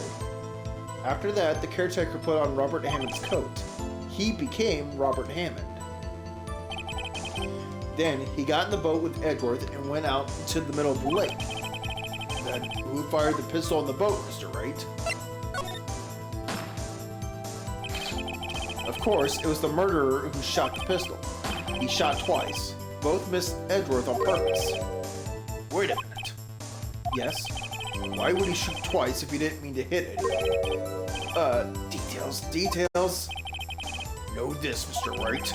The moment you run out of explanations is the moment you lose. Tell us why the murderer had to fire twice. I believe he shot twice to create a witness, Your Honor. Create a witness? The murderer lifts his pistol and fires one shot. That ensures that anyone who heard the shot would look at the lake. Indeed, Miss Hart did exactly that after hearing the first gunshot. Next, the murderer waits a bit and he fires again. Then,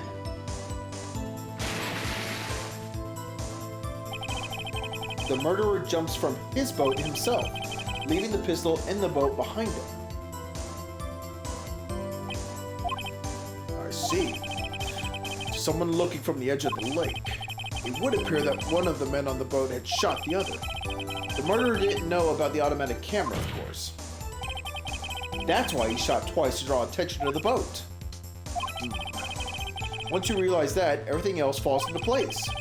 The boat shop caretaker swam back to his shop, then he put Mr. Hammond's wet coat back on the body, and threw the body into the lake. This is what happened, Your Honor. These are the events that transpired that night on Gourd Lake.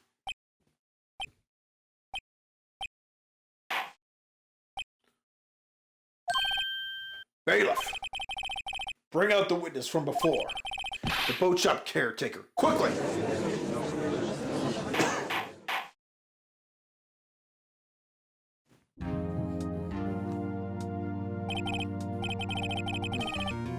Very well. While we are waiting for the caretaker, I would like to ask the defendant, Miles Edgeworth, a few questions. Mr. Edgeworth, please take the stand.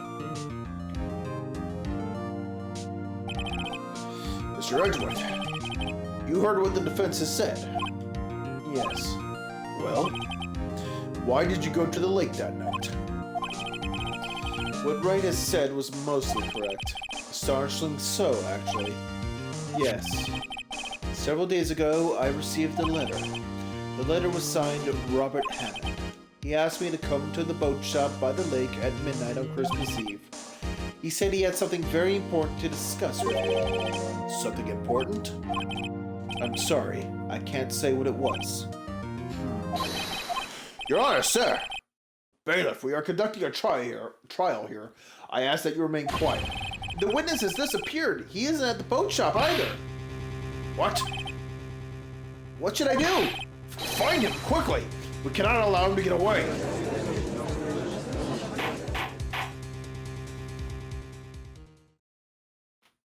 Dad got away. Mr. Von Karma, your witness has disappeared. A search warrant has already been issued.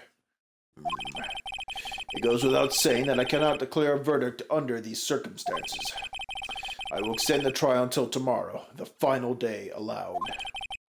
I request that the police department utilize all its forces to find that witness. Am I understood? One more thing.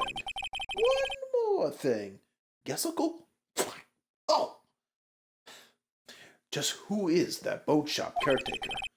I think his identity has become very important to this trial. I want him, and I want to know who he is. Very well. Court is adjourned. Woo. Back in the lobby. Yay, Nick, you did it! Yeah. Well, at least we got out from under that guilty verdict. And what about Larry? That was something else. Even Von Karma didn't know what to do with his testimony. Larry really helped us out. Sure, once I sifted through his unique testimony. Still, he did save us. I just wish our cases weren't so down to the wire all the time. I know what you mean. Sometimes I feel like it's us on trial instead of our clients. Hey, Edgeworth? Mr. Edgeworth? Did you say something? Don't look so pained. I mean, it looks like you're probably going to get off the hook. You can try to smile just a little. Relax. I'm sorry, but I fear it's not over for me yet. What do you mean? Right? There's something that's been troubling me for a long time now. And I don't know whether or not to tell you. Edgeworth? No, there's so little time left. I want to tell you to get it off my chest, but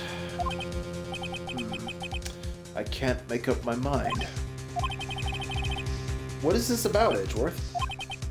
It's a nightmare I've had. A memory of a crime that I committed. A crime you committed? A memory of a murder. Dun dun dun. Okay, well. Oh my god. Oh, you saved Absolutely safe. Unfortunately, that is going to have to be where I call it for now. Mostly just my voice is, it's going. Mm. I know if I keep trying to do the Von Karma voice tonight, it's just going to get worse and worse. Yeah, and it's just not going to work out, I know. But at the very least, next time we get back to this, it should be a pretty uh, easy finish for this trial. As we should just have one more investigation day. I don't think it's that long of a day, but I do think the trial goes on a pretty long time because there's all the stuff with the DL6 incident that just starts to explode all over the court, um, as well as figure out exactly what happened on the lake and everything too. But again, I'm gonna take 2-3 days or so, just so my voice for this uh, can relax. As again, clearly doing the voices, it just fucking it tanks me so quick. I like doing it. It's just I need that in between to really let it breathe. But anyway, so we'll be doing this again in a little bit. Meanwhile, I'd like to say I'd be streaming the Game Awards, but uh, I won't be, frankly. I'll just be catching that on my own end. But there will be other streams, of course. Definitely some more Monster Hunter, of course. And I might say about doing what was it, Roller Dome again, because it wasn't bad. And then he stopped saying and I do want to see a little further where it goes, but we'll see. We'll see. So Monster Hunter for sure, possibly Roller Drome, and I do want to do something else next week, but I need to wait a little while longer until I can do that. But that's why it's gonna be next week. But anyhow, so that's gonna do it for now. Thank you so much to anyone and everyone who was here. I appreciate it. And until next time, guys, I hope you have a good night, good day, whatever. But we'll see you later. All right, guys. See ya. Bye bye.